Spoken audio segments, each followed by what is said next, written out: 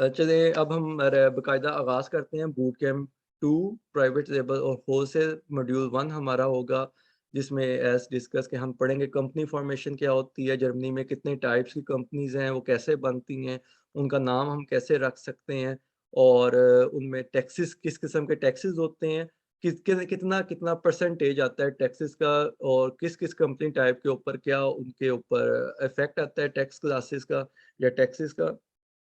इसके अलावा हम इसमें पढ़ेंगे ब्रांड रजिस्ट्रेशन कैसे होती है यूरोप में, जर्मनी में, उसमें कौन-कौन सी टाइप्स हैं ब्रांड रजिस्ट्रेशन की और उसके अलावा जो पैकेजिंग लॉ है फॉर एग्ज़ाम्पल Verpackungsgesetz जिसे जर्मनी में कहते हैं, वो क्या चीज़ है, उसमें हमने कैसे रजिस्ट्रेशन करवानी है, वो किन के लिए ज़रूरी है, तो ये हम सारे topics one by one cover करेंगे अपने नेक्स्ट 4 सेशंस के अंदर। आज का जो हमारा बेसिकली टॉपिक है, वो है कंपनी फॉर्मेशन इन जर्मनी।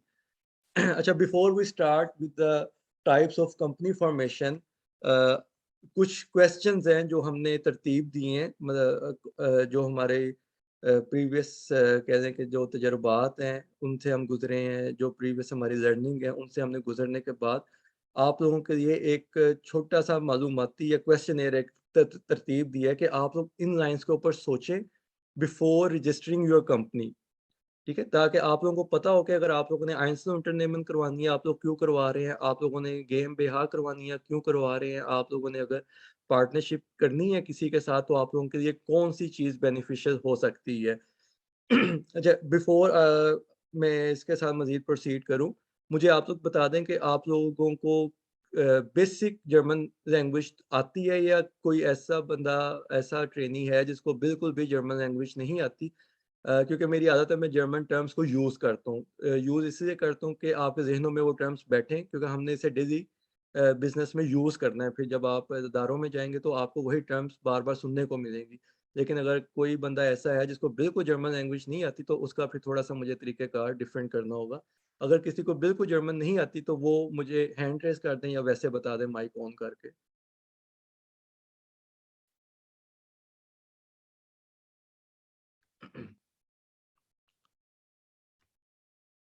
मेरे ख़्याल सभी को जर्मन लैंग्वेज कम से कम बेसिक आती है। वसीम आज़म को नहीं आती, ठीक है, लॉजिक के बनती है से वसीम आज़म के अलावा सभी को जो है जर्मन लैंग्वेज बेसिक आती है, ठीक है। तो इसको फिर मैं ऐसा करूँगा मैं जर्मन और इंग्लिश दोनों टर्म्स यूज़ करूँगा उसके लिए ताकि आसानी हो जाए वसीम को भी समझने के लिए और बाकी सबके लिए कि हमने चूँकि जर्मनी में रहते हैं, जर्मन सिस्टम को अडॉप्ट करना है तो हमारे लिए ज़रूरी है कि हम जर्मन टर्म्स को समझें।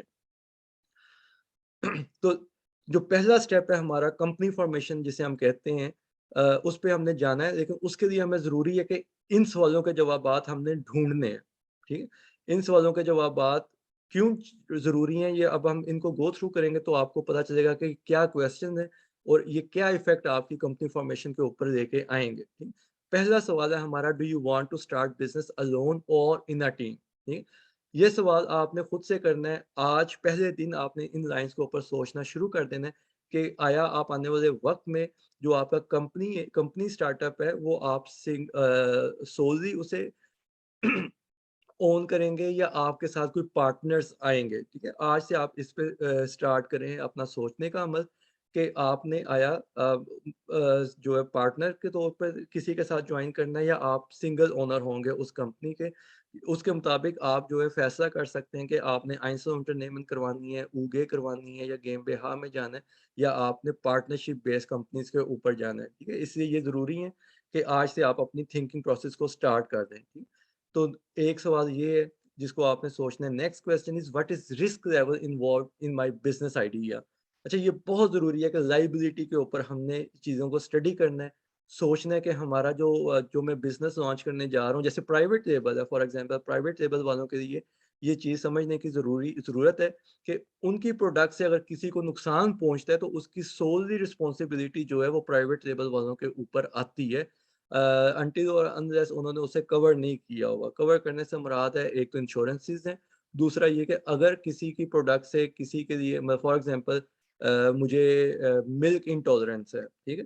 और अगर मेरे प्राइवेट लेबल में मैं किसी की प्रोडक्ट खरीदता हूँ और वो क्लेम करता है कि ये मिल्क इंटॉलरेंस वालों के लिए सूटेबल नहीं है, लेकिन मुझे वो मिसाल थोड़ा-सा गड़बड़ हो गई।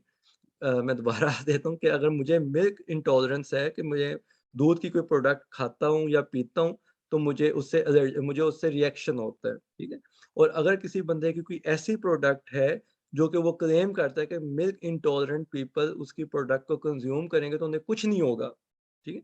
अब मैं उसकी प्रोडक्ट को यूज़ करता हूँ और मुझे कुछ हो जाता है उसकी वजह से, तो उसकी रिस्पॉन्सिबिलिटी जो है वो उसके ऊपर आएगी, ठीक है?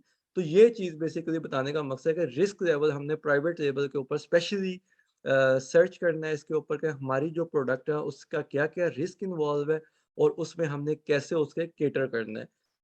होलसेल के अंदर ये प्रॉब्लम नहीं है क्योंकि होलसेल में हम किसी की प्रोडक्ट बेच रहे हैं, तो जो वो उसका ब्रांड ओनर है या प्रोडक्ट ओनर है होलसेल में, उसके ऊपर वो लायबिलिटी आती है। हम एज़ अ डिस्ट्रीब्यूटर या हम एज़ अ रिटेलर हम इस ज़िम्मेदारी से बरी-उज़्ज़ुमा हो जाते हैं। एक तो ये लायबिलिटी हमारे ऊपर आती है, ठीक है?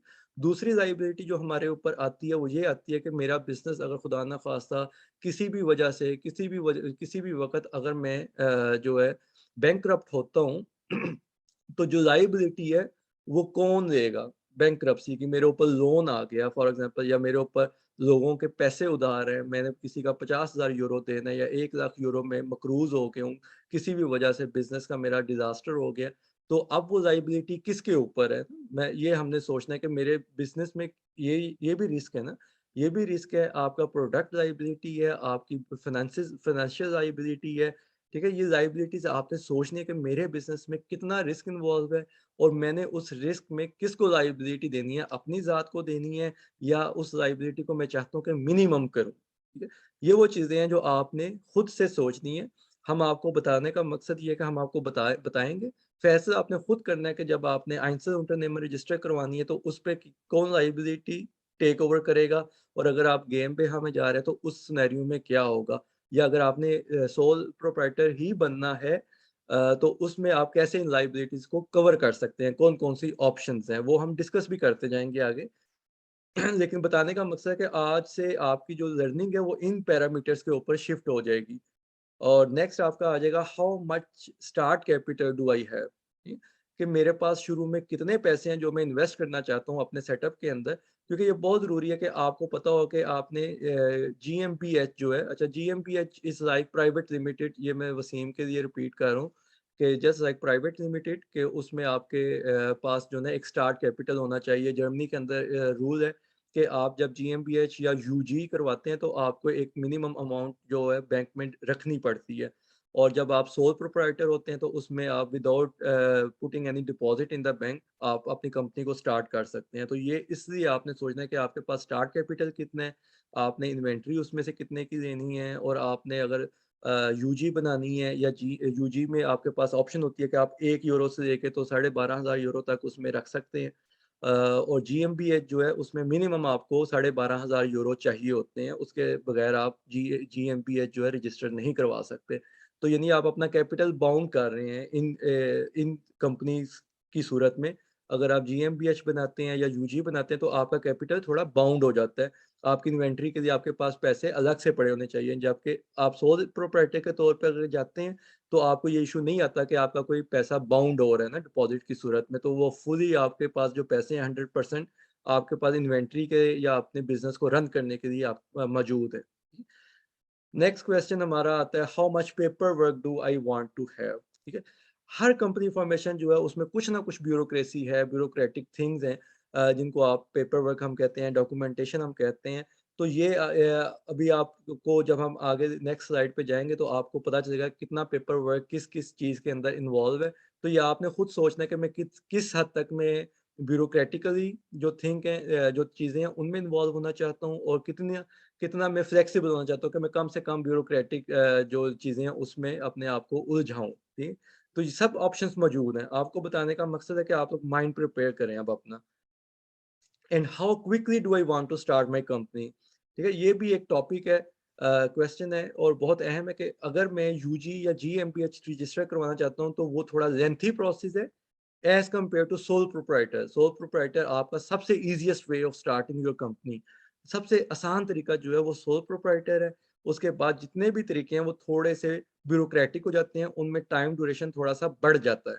तो ये चीज़ें आपने देखनी है कि मैं नेक्स्ट 6 मंथ्स में स्टार्ट करना चाहता हूँ, मैं नेक्स्ट 2 मंथ्स में स्टार्ट करना चाहता हूँ, तो क्या होगा? मैं नेक्स्ट 1 ईयर स्टार्ट करना चाहता हूँ, तो मेरे पास क्या ऑप्शंस हैं? तो ये चीज़ें हैं आज से आपने स्टार्ट करना है इसको सोचना, इसके बारे में समझना और ये स्लाइड भी आपके साथ शेयर कर दी जाएगी, स्लाइड भी शेयर की जाएगी और स्लाइड के साथ वीडियो भी शेयर की जाएगी। जी, शहज़ाद आपका क्या क्वेश्चन है?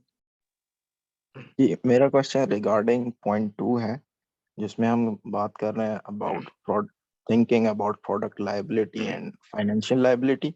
सो at this stage before company registration, does that mean कि प्रोडक्ट लायबिलिटी जो भी है मुझे इस वक़्त से ही डिसाइड करना है कि like in which products I will going to launch, और प्रोडक्ट्स कौन से प्रोडक्ट्स हैं जो मैं करूँगा? Because in PL I don't know, like आज मैं एक प्रोडक्ट कर रहा हूँ, कल मैं दूसरी निश के अंदर जाऊँगा, ठीक है? तो उसको मैं कैसे at this point before company registration मैं प्रोडक्ट लायबिलिटी को कैसे मैनेज करूं लाइक?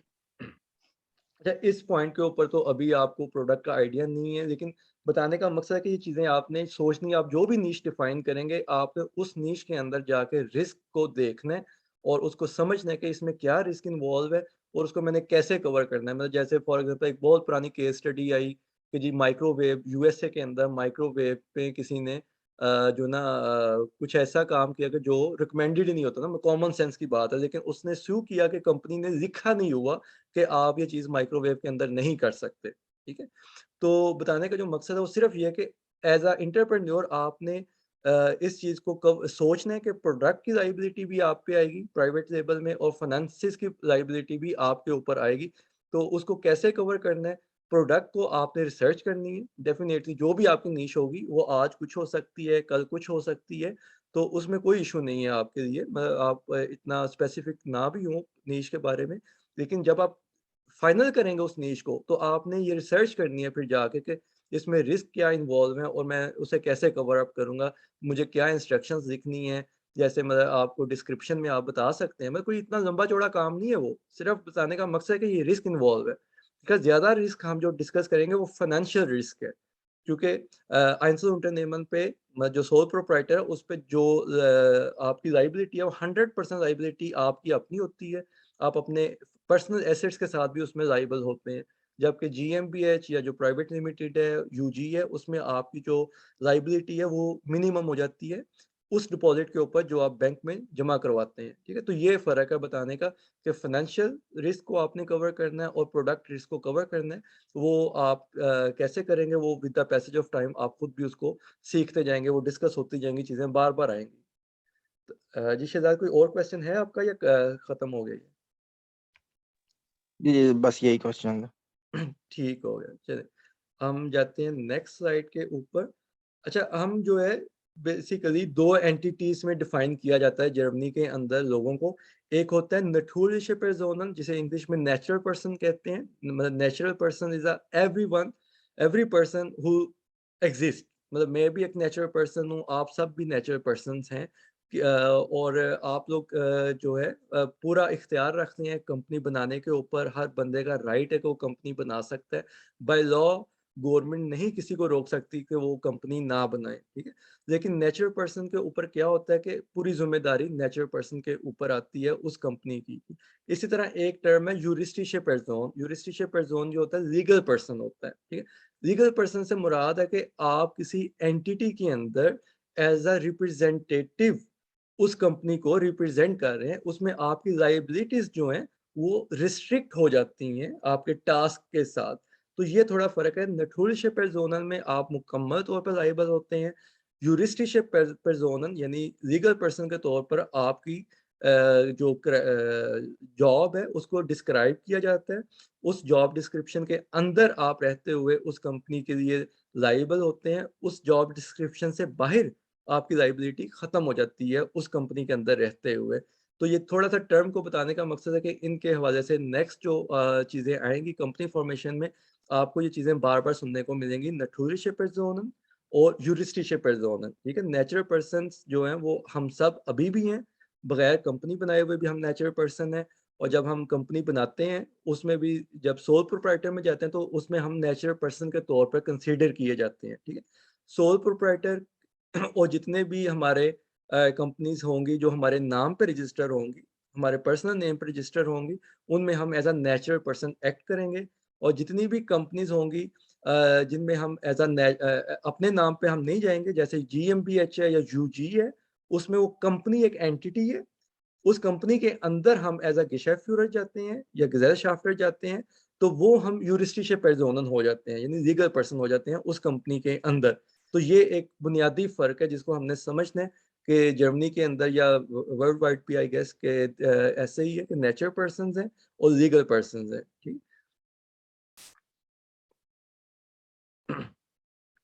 अच्छा, अभी मैं थोड़ा-सा फ़ास्ट इसलिए कर रहा हूँ कि अभी हम बिल्कुल ऊपर की सतह के ऊपर जा रहे हैं कि होता क्या है, चीज़ें क्या-क्या हैं। इनकी मुकम्मल जो एक्सप्लेनेशन है वो आगे चल के आती जाएगी, आती जाएगी। तो अभी जो हमारा नेक्स्ट स्लाइड आप लोग देख रहे हैं कि जर्मनी में कौन-कौन सी कंपनी टाइप्स एग्ज़िस्ट करती हैं, ठीक है? अभी हम सिर्फ़ कंपनी टाइप्स को गो थ्रू करेंगे, इनको हम फिर वन बाय वन इनमें से सारों को नहीं, हम 3 को स्टडी करेंगे। उसका भी मैं आपको बताता हूँ, उसमें Einzelunternehmen हम स्टडी करेंगे, Personengesellschaft को हम डीपली स्टडी करेंगे और Kapitalgesellschaft इनको हम स्टडी करेंगे।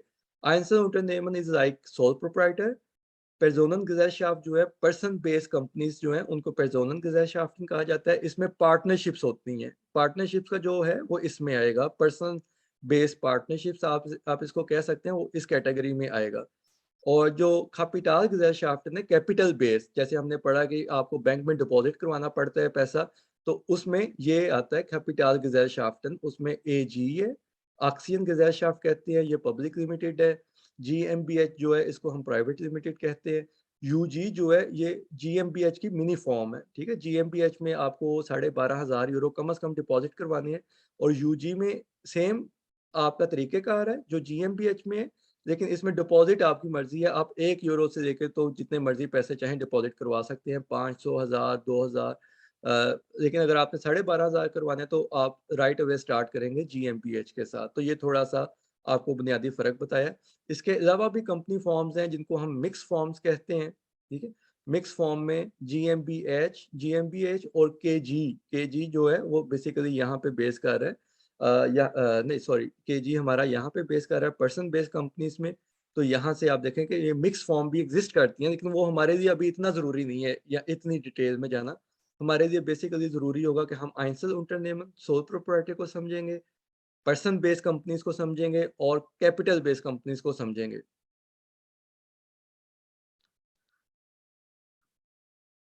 ठीक है? जो चीज़ मैंने आपको बताई है कि Einzelunternehmen को हम स्टडी करेंगे सोल प्रोप्राइटर को, पर्सन बेस्ड कंपनीज़ होंगी Personengesellschaft और कैपिटल बेस्ड कंपनीज़ होंगी Kapitalgesellschaft। इनमें हम क्या फ़र्क करते हैं और क्या डिफरेंसेस हैं, वो अब हम इसको वन बाय वन अब स्टडी करेंगे। तो अब थोड़ा हमारा डिटेल से काम शुरू हो जाएगा। अच्छा, Einzelunternehmen जो है बेसिकली जो सोल प्रोप्राइटर जिसे हम कहते हैं, उसमें हम as a natural person involve होते हैं उसमें। वो हमारे नाम पे पर्सनल नेम के ऊपर रजिस्टर होती है। Einzelunternehmen में बेसिकली 2 कैटेगरीज़ होती हैं, एक होती है ohne Eintragung without registration. Without registration से मुराद है कि इसको हम कोर्ट के अंदर रजिस्टर नहीं करवाते Einzelunternehmen को, तो उसे हम कहते हैं Einzelunternehmen ohne Eintragung।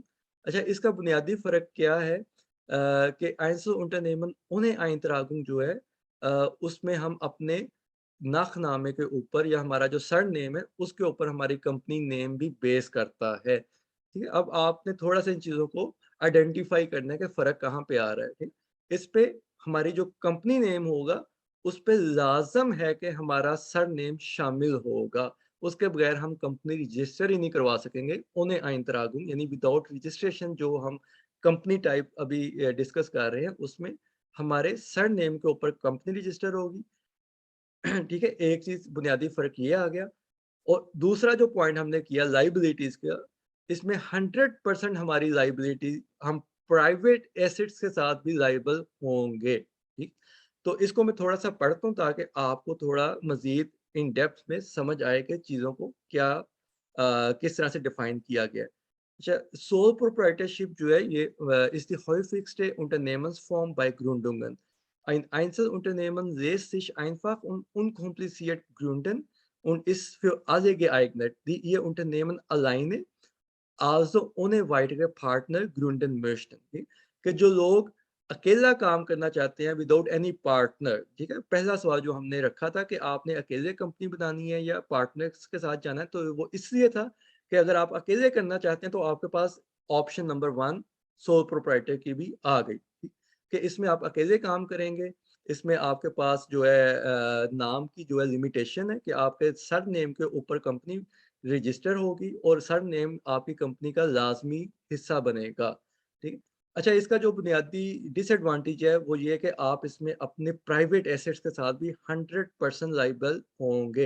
यानी खुदा ना ख़वास्ता कल को कोई आपका नुकसान होता है, आप किसी मामले में फँसते हैं, फाइनेंसिस के साथ भी आपके ऊपर कोई केस आता है, आपको किसी को 25,000 यूरो या 50,000 यूरो देने, तो आप पर्सनली अपने बिलॉन्गिंग्स के साथ इसमें लायबल होते हैं, ठीक है? ये इसका सबसे बड़ा ड्रॉबैक जो है वो ये है। तो इसमें आपने बहुत एहतियात से ये फैसला करना है कि मैं क्यों इसमें जाना चाह रहा हूँ और कैसे मैं अपने रिस्क को मिनिमम कर सकता हूँ, ठीक है? उसके ऊपर भी हम बात करेंगे कि कैसे हम रिस्क को मिनिमाइज़ कर सकते हैं।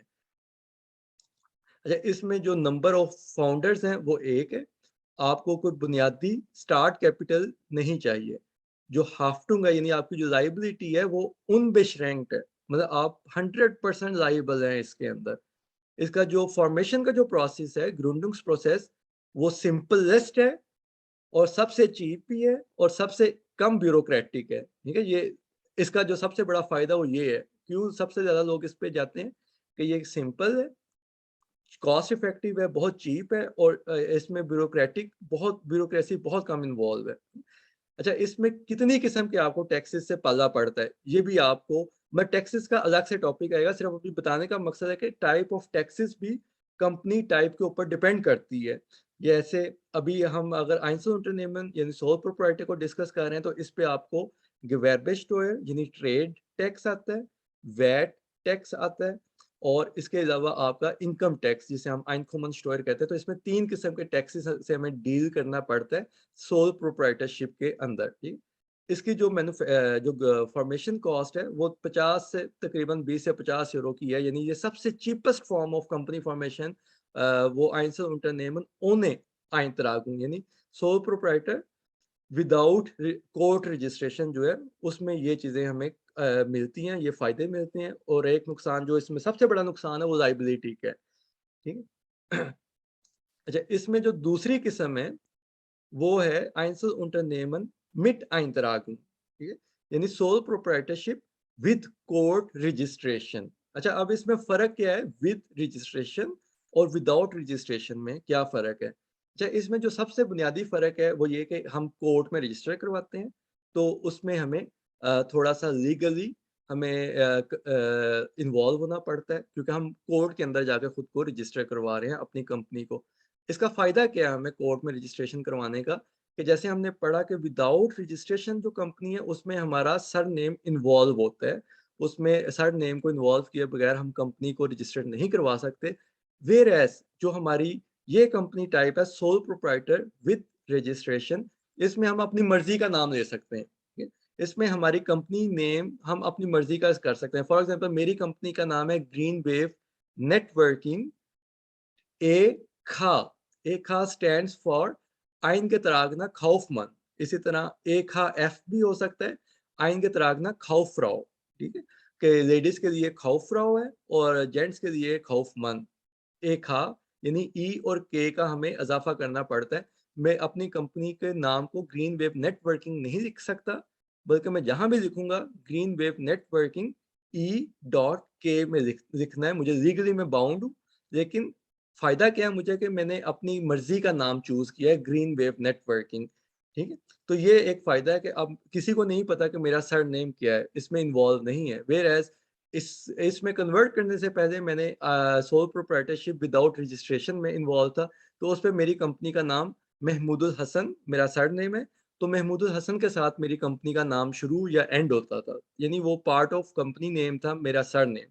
तो ये थोड़ा फ़ायदा होता है कि इसमें प्रोफ़ेशनल लुक ज़्यादा आ जाती है, लेकिन लाज़मी नहीं है, मतलब आपके अपने ऊपर डिपेंड करता है। मैंने बहुत अरसा ऐसे ही काम किया है और अभी मैंने 2018-19 में स्विच किया है, EK के ऊपर। तो ये कोई इतना लाज़िम मलज़ूम हिस्सा नहीं है, देखने में बस प्यारा लगता है या डिफरेंट लगता है कि आपकी कंपनी का एक प्रॉपर नाम है, लेकिन ये आपकी जो वर्किंग है उसको इफ़ेक्ट इतना ज़्यादा नहीं करता। जी, आहत। जी, मैंने आइंसल unternehmen का ऑनलाइन फॉर्म फिल करके सेंड किया था। तो मुझे भी हॉलिडे से लेटर आया है 28 यूरो पे करने का। तो ये जो है मित आइंट्रागुंग होगी या ऑन आइंट्रागुंग होगी? आपकी ये ओने आइंतरागुंग है जो है ना, मिट आइंतरागुंग में अभी आपको मैं बता दूँगा क्या प्रोसेस होता है, वो आपको खुद ही पता चल जाएगा कि आपने प्रोसेस किया या नहीं किया ना। ठीक। ठीक है? अच्छा, इसमें भी लायबिलिटी उसी तरह 100% मेरे ऊपर है, प्राइवेट एसेट्स के साथ मैं इन्वॉल्व हूँ और इसको जो है कोई भी बंदा करवा सकता है, स्पेशली छोटे बिज़नेसेस जो हैं, क्लाइंट gewerbe Treibende, वो इसको करवाते हैं ज़्यादा खुशी-खुशी और इसमें जो फ्रीलांसर होते हैं, वो भी इसमें ज़्यादातर इन्वॉल्व होते हैं Einzelunternehmen में, सोल प्रोप्राइटरशिप में, ठीक है? अच्छा, इसके फ़ायदे क्या हैं? इसका फ़ायदा ये है सोल प्रोप्राइटर का इन जनरल जो फ़ायदा वो ये है कि आप सिंगल हैंडेडली अपनी कंपनी के फैसले करते हैं, ठीक है? वो चाहे विद रजिस्ट्रेशन है या चाहे विदाउट रजिस्ट्रेशन है, आप ऑल इन ऑल आप बॉस हैं, आप ही डिसीजन मेकर हैं, आपने सारा कुछ डिसाइड करना है, ठीक है? ये एक बुनियादी फ़ायदा है। अच्छा, मिट आइंतरागुम के साथ आपको एक एडिशनल फ़ायदा जो मैंने आपको बताया वो मिल रहा है कि आप अपनी कंपनी का नाम अपनी मर्ज़ी से चूज़ कर सकते हैं। मतलब मेरा दिल कर रहा था कि ग्रीन वेव नेटवर्किंग है और लकीली मेरे सूबे के अंदर जहाँ मैंने कंपनी रजिस्टर करवाई या जिस सूबा कह रहा हूँ सॉरी, जिस आम्ट्सगericht के अंदर मैंने ये कंपनी रजिस्टर करवाई, उसके अंदर इस नाम की कोई और कंपनी एग्ज़िस्ट नहीं कर रही थी। मतलब ग्रीन भी शायद एग्ज़िस्ट कर रही हो, वेव भी एग्ज़िस्ट कर रही हो, नेटवर्किंग भी एग्ज़िस्ट कर रही हो, लेकिन green wave networking as a unique name exist नहीं कर रहा था, तो मुझे कोर्ट ने अलाउ कर दिया या जो चैम्बर है उसने अलाउ कर दिया कि मैं इस नाम को कोर्ट के अंदर रजिस्टर करवा सकता हूँ।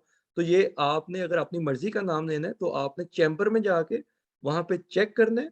चैम्बर आपको बताएगा कि ये नाम एग्ज़िस्ट करता है या नहीं करता। वो चैम्बर आपको एक बाकायदा सर्टिफ़िकेट देगा या बेstätigung जिसे कन्फर्मेशन हम कहते हैं, वो आपको वो कन्फर्मेशन देगा कि ये नाम एग्ज़िस्ट नहीं करता, तो फिर आप अपनी कंपनी का प्रोसेस स्टार्ट करेंगे। उसके बाद कंपनी नाम डिसाइड करने के बाद आप डिसाइड करेंगे। तो ये विद रजिस्ट्रेशन के साथ जो है, ये उसका मैं प्रोसेस बता रहा हूँ कि सबसे पहले आप कंपनी ना नेम अपना डिसाइड करेंगे, चैम्बर में जाएँगे, जो Handelskammer है, चैम्बर ऑफ कॉमर्स जो है, वहाँ जाके आप अप्लाई करेंगे उस नाम के लिए और वो चैम्बर आपको येस या नो के साथ आपको रिप्लाई करेगा। अगर तो येस है कि वो नाम एग्ज़िस्ट नहीं करता, आपको उन्होंने कन्फर्म कर दिया कि आप इस नाम को इस्तेमाल कर सकते हैं, तो आप वो नाम लेके फिर अपना जो नेक्स्ट प्रोसेस करेंगे, जिसको अभी हम बात करेंगे। अच्छा, इसमें क्या होता है कि सिंपल बुक कीपिंग है, आपको कोई बिलेंस नहीं बनाना पड़ता जिसको हम जर्मन में बिलेंस कहते हैं। सोल प्रोप्राइटरशिप में आपको सिंपली आपको प्रॉफिट लॉस अपनी डिफाइन करनी पड़ती है एंड ऑफ द ईयर और आपको कोई बैलेंस शीट उस तरह नहीं बनानी पड़ती जिस तरह आपको जीएमबीएच या प्राइवेट लिमिटेड में बनानी पड़ती है। सिंपल इसीलिए लोग इसको पसंद करते हैं कि इसमें चीज़ें काफ़ी सिंपल हैं। स्टार्ट में आपको बहुत आसानी हो जाती है चीज़ों को हैंडल करने में। सेम लाइक विदाउट रजिस्ट्रेशन इसमें आपका जो फाउंडर है मैक्सिमम और मिनिमम एक ही है। आपको कोई स्टार्टिंग कैपिटल नहीं चाहिए।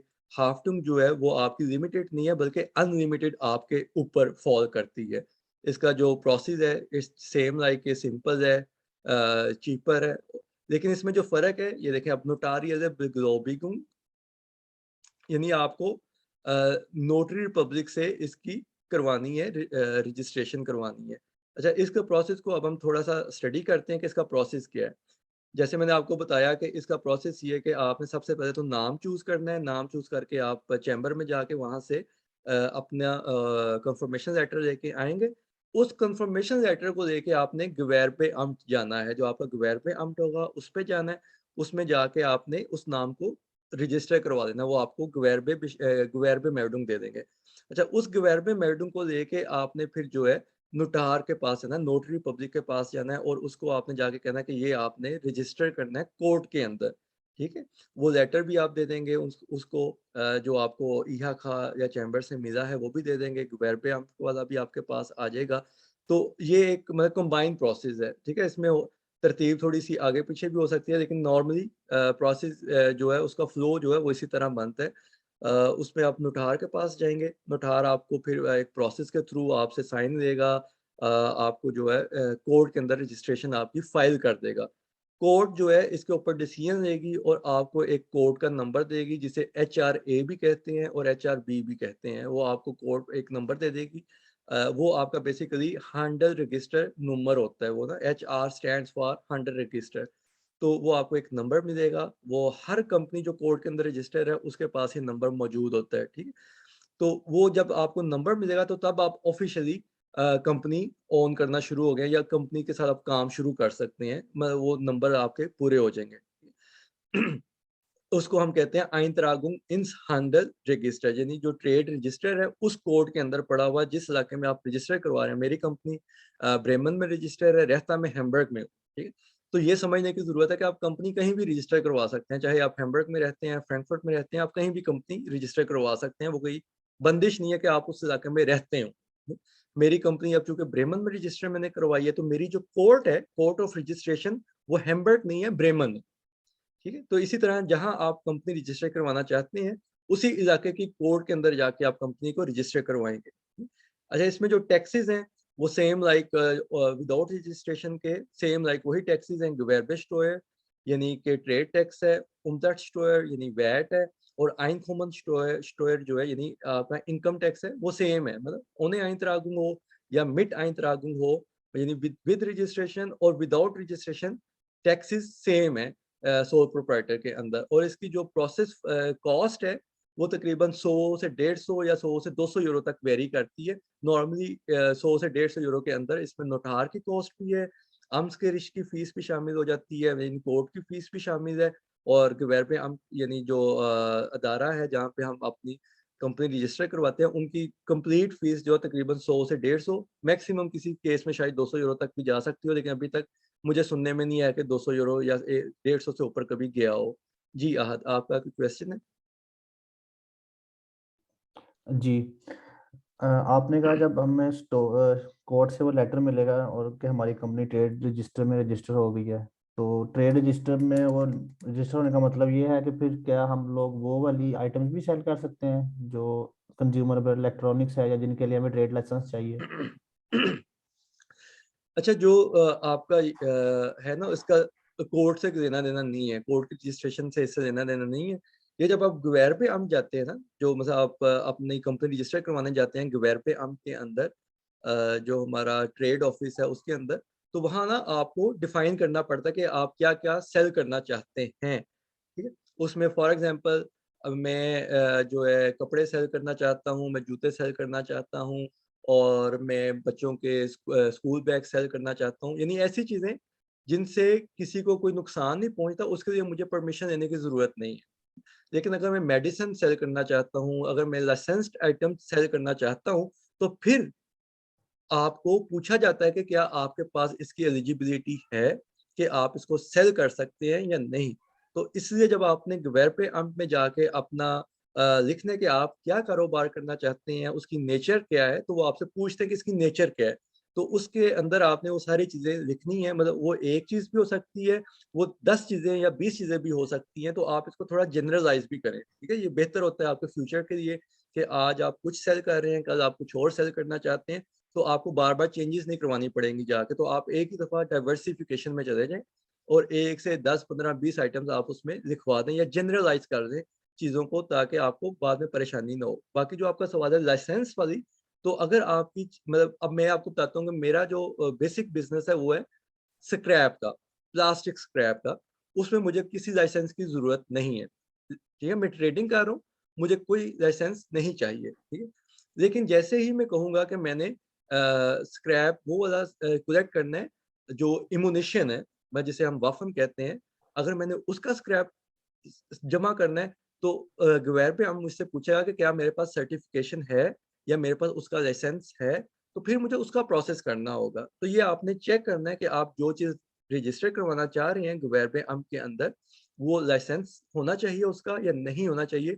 अगर गवैर पे अम्प कहता है कि आपको इसकी ट्रेड के लिए या इसके बिज़नेस के लिए लाइसेंस चाहिए या कोई सर्टिफ़िकेशन चाहिए, तो फिर आपको वो प्रोवाइड करनी होगी, उसके बगैर आप नहीं कर सकें। ठीक। जी, आपका क्वेश्चन क्लियर है? हाँ जी, ये क्लियर हो गया मुझे।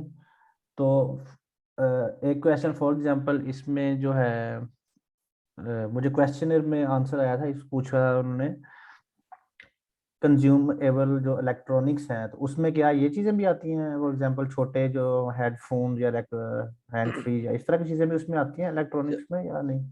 अच्छा, उसमें ना कंप्लायंसेस एक अलग चीज होती है और एक जो ट्रेड लाइसेंस है वो एक अलग चीज होती है ना। बट कंप्लायंसेस ये है कि अगर आप कोई ऐसी चीज बेच रहे हैं जैसे बैटरी है, उसमें कंप्लायंसेस इन्वॉल्व है, उसमें आपको ट्रेड परमिशन देने की जरूरत नहीं है, लाइसेंस उसमें नहीं चाहिए, लेकिन आपको उसमें कंप्लायंसेस फुलफिल करने हैं कि वो मतलब कौन से कंप्लायंसेस में फॉलो करती है वो आइटम, और उसके क्या आपको रूल्स एंड रेगुलेशन को फॉलो करना है, और क्या आपको उसके इंग्रेडिएंट्स बताने हैं या आपको उसके जो भी मैन्युफैक्चरिंग प्रोसेस है वो बताना है, या आपको मैन्युफैक्चरर का लाइसेंस देना है। तो मतलब इस तरह की भी चीज़ें हैं, और ऐसी चीज़ें हैं जिसके लिए आपको ट्रेड लाइसेंस चाहिए। ये 2 अलग चीज़ें हैं ना। तो आपने ये देखना है जो भी आप नीश डिफाइन कर रहे हैं, वो ट्रेड लाइसेंस में फॉल करेगी या कंप्लायंसेस में फॉल करेगी, ठीक है? तो ये आपने थोड़ा-सा फ़र्क करना है अपनी चीज़ों के अंदर। जैसे हेडफ़ोन है, हेडफ़ोन का कंप्लायंसेस तो हो सकता है लेकिन ट्रेड लाइसेंस की उसमें ज़रूरत नहीं है, ठीक है?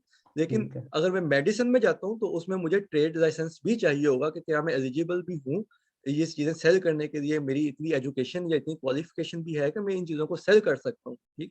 व्हेयर एज़ के अगर मैं मोबाइल कवर या हैंड्स फ्री सेल कर रहा हूँ तो उसमें मुझे क्वालिफिकेशन की ज़रूरत नहीं है, ठीक है? तो उसमें ये लेकिन हो सकता है कोई कंप्लायंस ऐसा हो जिसमें मुझे फुलफिल करना है, मैन्युफैक्चरिंग कोई लाइसेंस मुझे देना पड़ जाए, तो ये चीज़ें हैं जो हमने डिफरेंशिएट करनी है, ठीक है। ठीक? तो फॉर एग्जांपल अभी आपने कहा Einzelunternehmen, अगर आप ohne Eintragung की है, बाद में आप इसको mit Eintragung चेंज कर सकते हैं। हुँ। तो ये Einzelunternehmen को क्या हम बाद में यूजी या GmbH में भी कन्वर्ट कर सकते हैं? बिल्कुल, वो आप कभी भी कर सकते हैं। वो प्रोसेस होगा उसका, वो आप गो थ्रू करेंगे। तो उसमें हम थोड़ा-सा मतलब फराज से भी रिक्वेस्ट करेंगे एंड ऑफ द सेशन आज, वो थोड़ा-सा उस पे भी आपको गाइडलाइन दे दें कि उसमें कोई ख़ास प्रोसेस नहीं है। अभी हम जो चीज़ें पढ़ेंगे बेसिकली करना वही है, लेकिन उसको उनसे भी हम टिप ले देंगे कि कैसे आसानी से हो जाती हैं चीज़ें, कोई इसमें रुकावट है या नहीं है, वो आपको प्रोफ़ेशनल ओपिनियन भी अभी दे देंगे। जी, ठीक है। जी, शहज़ाद। जी, फराज भाई मेरा क्वेश्चन ये है कि आप आप कोई एक एग्जांपल शेयर कर सकते हैं रिगार्डिंग एक broader company objective, for example if anyone want to do private label, right? So उसका कंपनी ऑब्जेक्टिव क्या होना चाहिए कि वो फॉर इंस्टेंस प्लेटफॉर्म वेरी कर सकता है, लाइक amazon के अलावा कहीं और भी सेल कर सकता है। अपार्ट फ्रॉम दैट ऑब्जेक्टिव कैसा होना चाहिए जो मल्टीपल कैटेगरीज को सिलेक्ट करे? फॉर एग्जांपल अगर मैंने वाइल रजिस्ट्रेशन ये इलेक्ट्रॉनिक आइटम्स मेंशन नहीं किए बिकॉज एट दैट टाइम मुझे वो कंप्लायंस सर्टिफिकेट या XYZ ट्रेड सर्टिफिकेट रिक्वायर्ड होता, तो मैंने उसको फॉर एग्जांपल रजिस्टर अपने ऑब्जेक्टिव में नहीं लिखा। लेकिन अब मैं चाहता हूँ कि मैं इन चीज़ों को भी सेल करूँ, तो from the day one objective कैसा होना चाहिए? मतलब ब्रॉडर एज़ यू कैन। ठीक है? उसमें इलियास भाई आप कुछ ऐड कर सकते हैं? आपने रजिस्ट्रेशन करवा दी है कंपनी की, या वो मेरे ज़हन में आतिफ़ का आ रहा है, लेकिन क्या आपने भी करवा दी है? उसमें आप भी बता सकते हैं अगर आपने करवा दिया कि आप भी जनरलाइज़ कर चुके होंगे। नहीं, मैंने अभी करवाई नहीं है, लेकिन ओके। जो मतलब उसमें जैसे आपने मतलब मुझे पहले भी आपके लेक्चर्स और बाकी जो इन्फॉर्मेशन यही है कि उसमें आप जैसे फराज भाई ने कहा कि आप जितना ब्रॉडर कर सकते हैं उसको कर लें। उसका कोई साइड इफेक्ट नहीं है, कोई डिसएडवांटेज नहीं है कि अगर आपने पहले लिखा कि जी मैंने होम डेकोर करना है, मैंने टेक्सटाइल करना है, मैंने कोई भी गार्डनिंग करनी है या कोई भी चीज़ है, इसके ना तो कोई एडिशनल से कोई पैसे हैं, ना वो कोई आपको मॉनिटर करते हैं। जस्ट सिंपली ये है कि आपने एक जनरल ब्रॉड क्राइटेरिया लिख दिया कि मैं इस निच में जैसे मैं कैटेगरी में मैं सेल करना चाह रहा हूँ, तो वो प्रोडक्ट फिर वो लेटर कवर हो जाएगी। तो बिल्कुल, कि मैं as broader as you can, ठीक है? हाँ, इसमें आप देख सकते हैं। मैं अमेज़न वगैरह हमें मेंशन करने की ज़रूरत नहीं होती, वो ऑनलाइन हैंडल आ जाता है, वो भी काफ़ी है। ई-कॉमर्स बिज़नेस आ जाता है, वो भी काफ़ी है, लेकिन आप इसमें मेंशन करें, निशेज़ को भी मेंशन करें कि आप कौन-कौन सी निश पे जा रहे हैं। हाँ, प्लेटफ़ॉर्म्स मेंशन करने की ज़रूरत नहीं होती कि हमने ईबे पे करना है या अमेज़न पे करना है, वो ज़रूरत नहीं होती इस पे मेंशन करने की।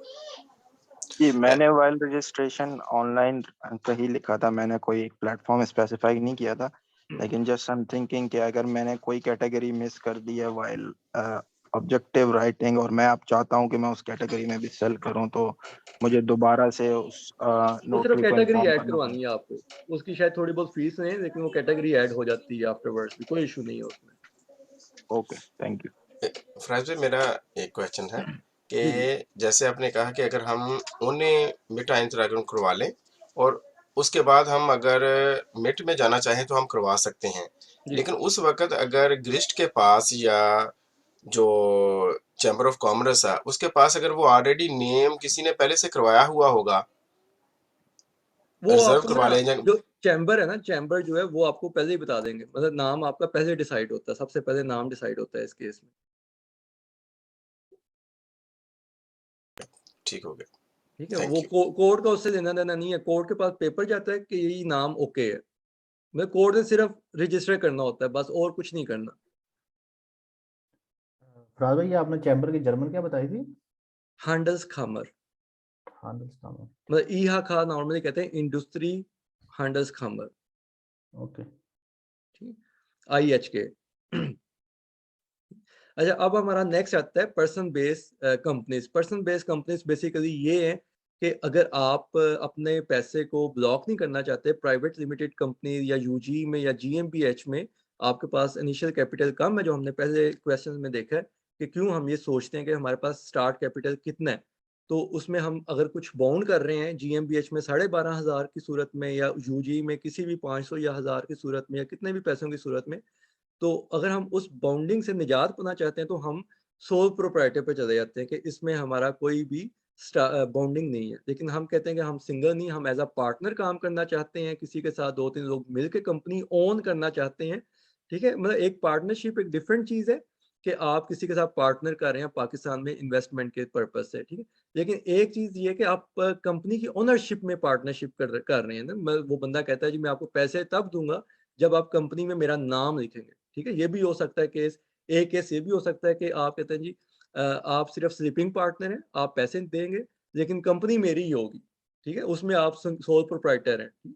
तो कंपनी आपकी है, उस बंदे का कंपनी में लेना देना नहीं है, और वो स्लीपिंग पार्टनर या एज एन इन्वेस्टर आपके साथ इन्वेस्ट कर रहे हैं ना, उसमें उसका कंपनी ओनरशिप में कोई राइट नहीं है।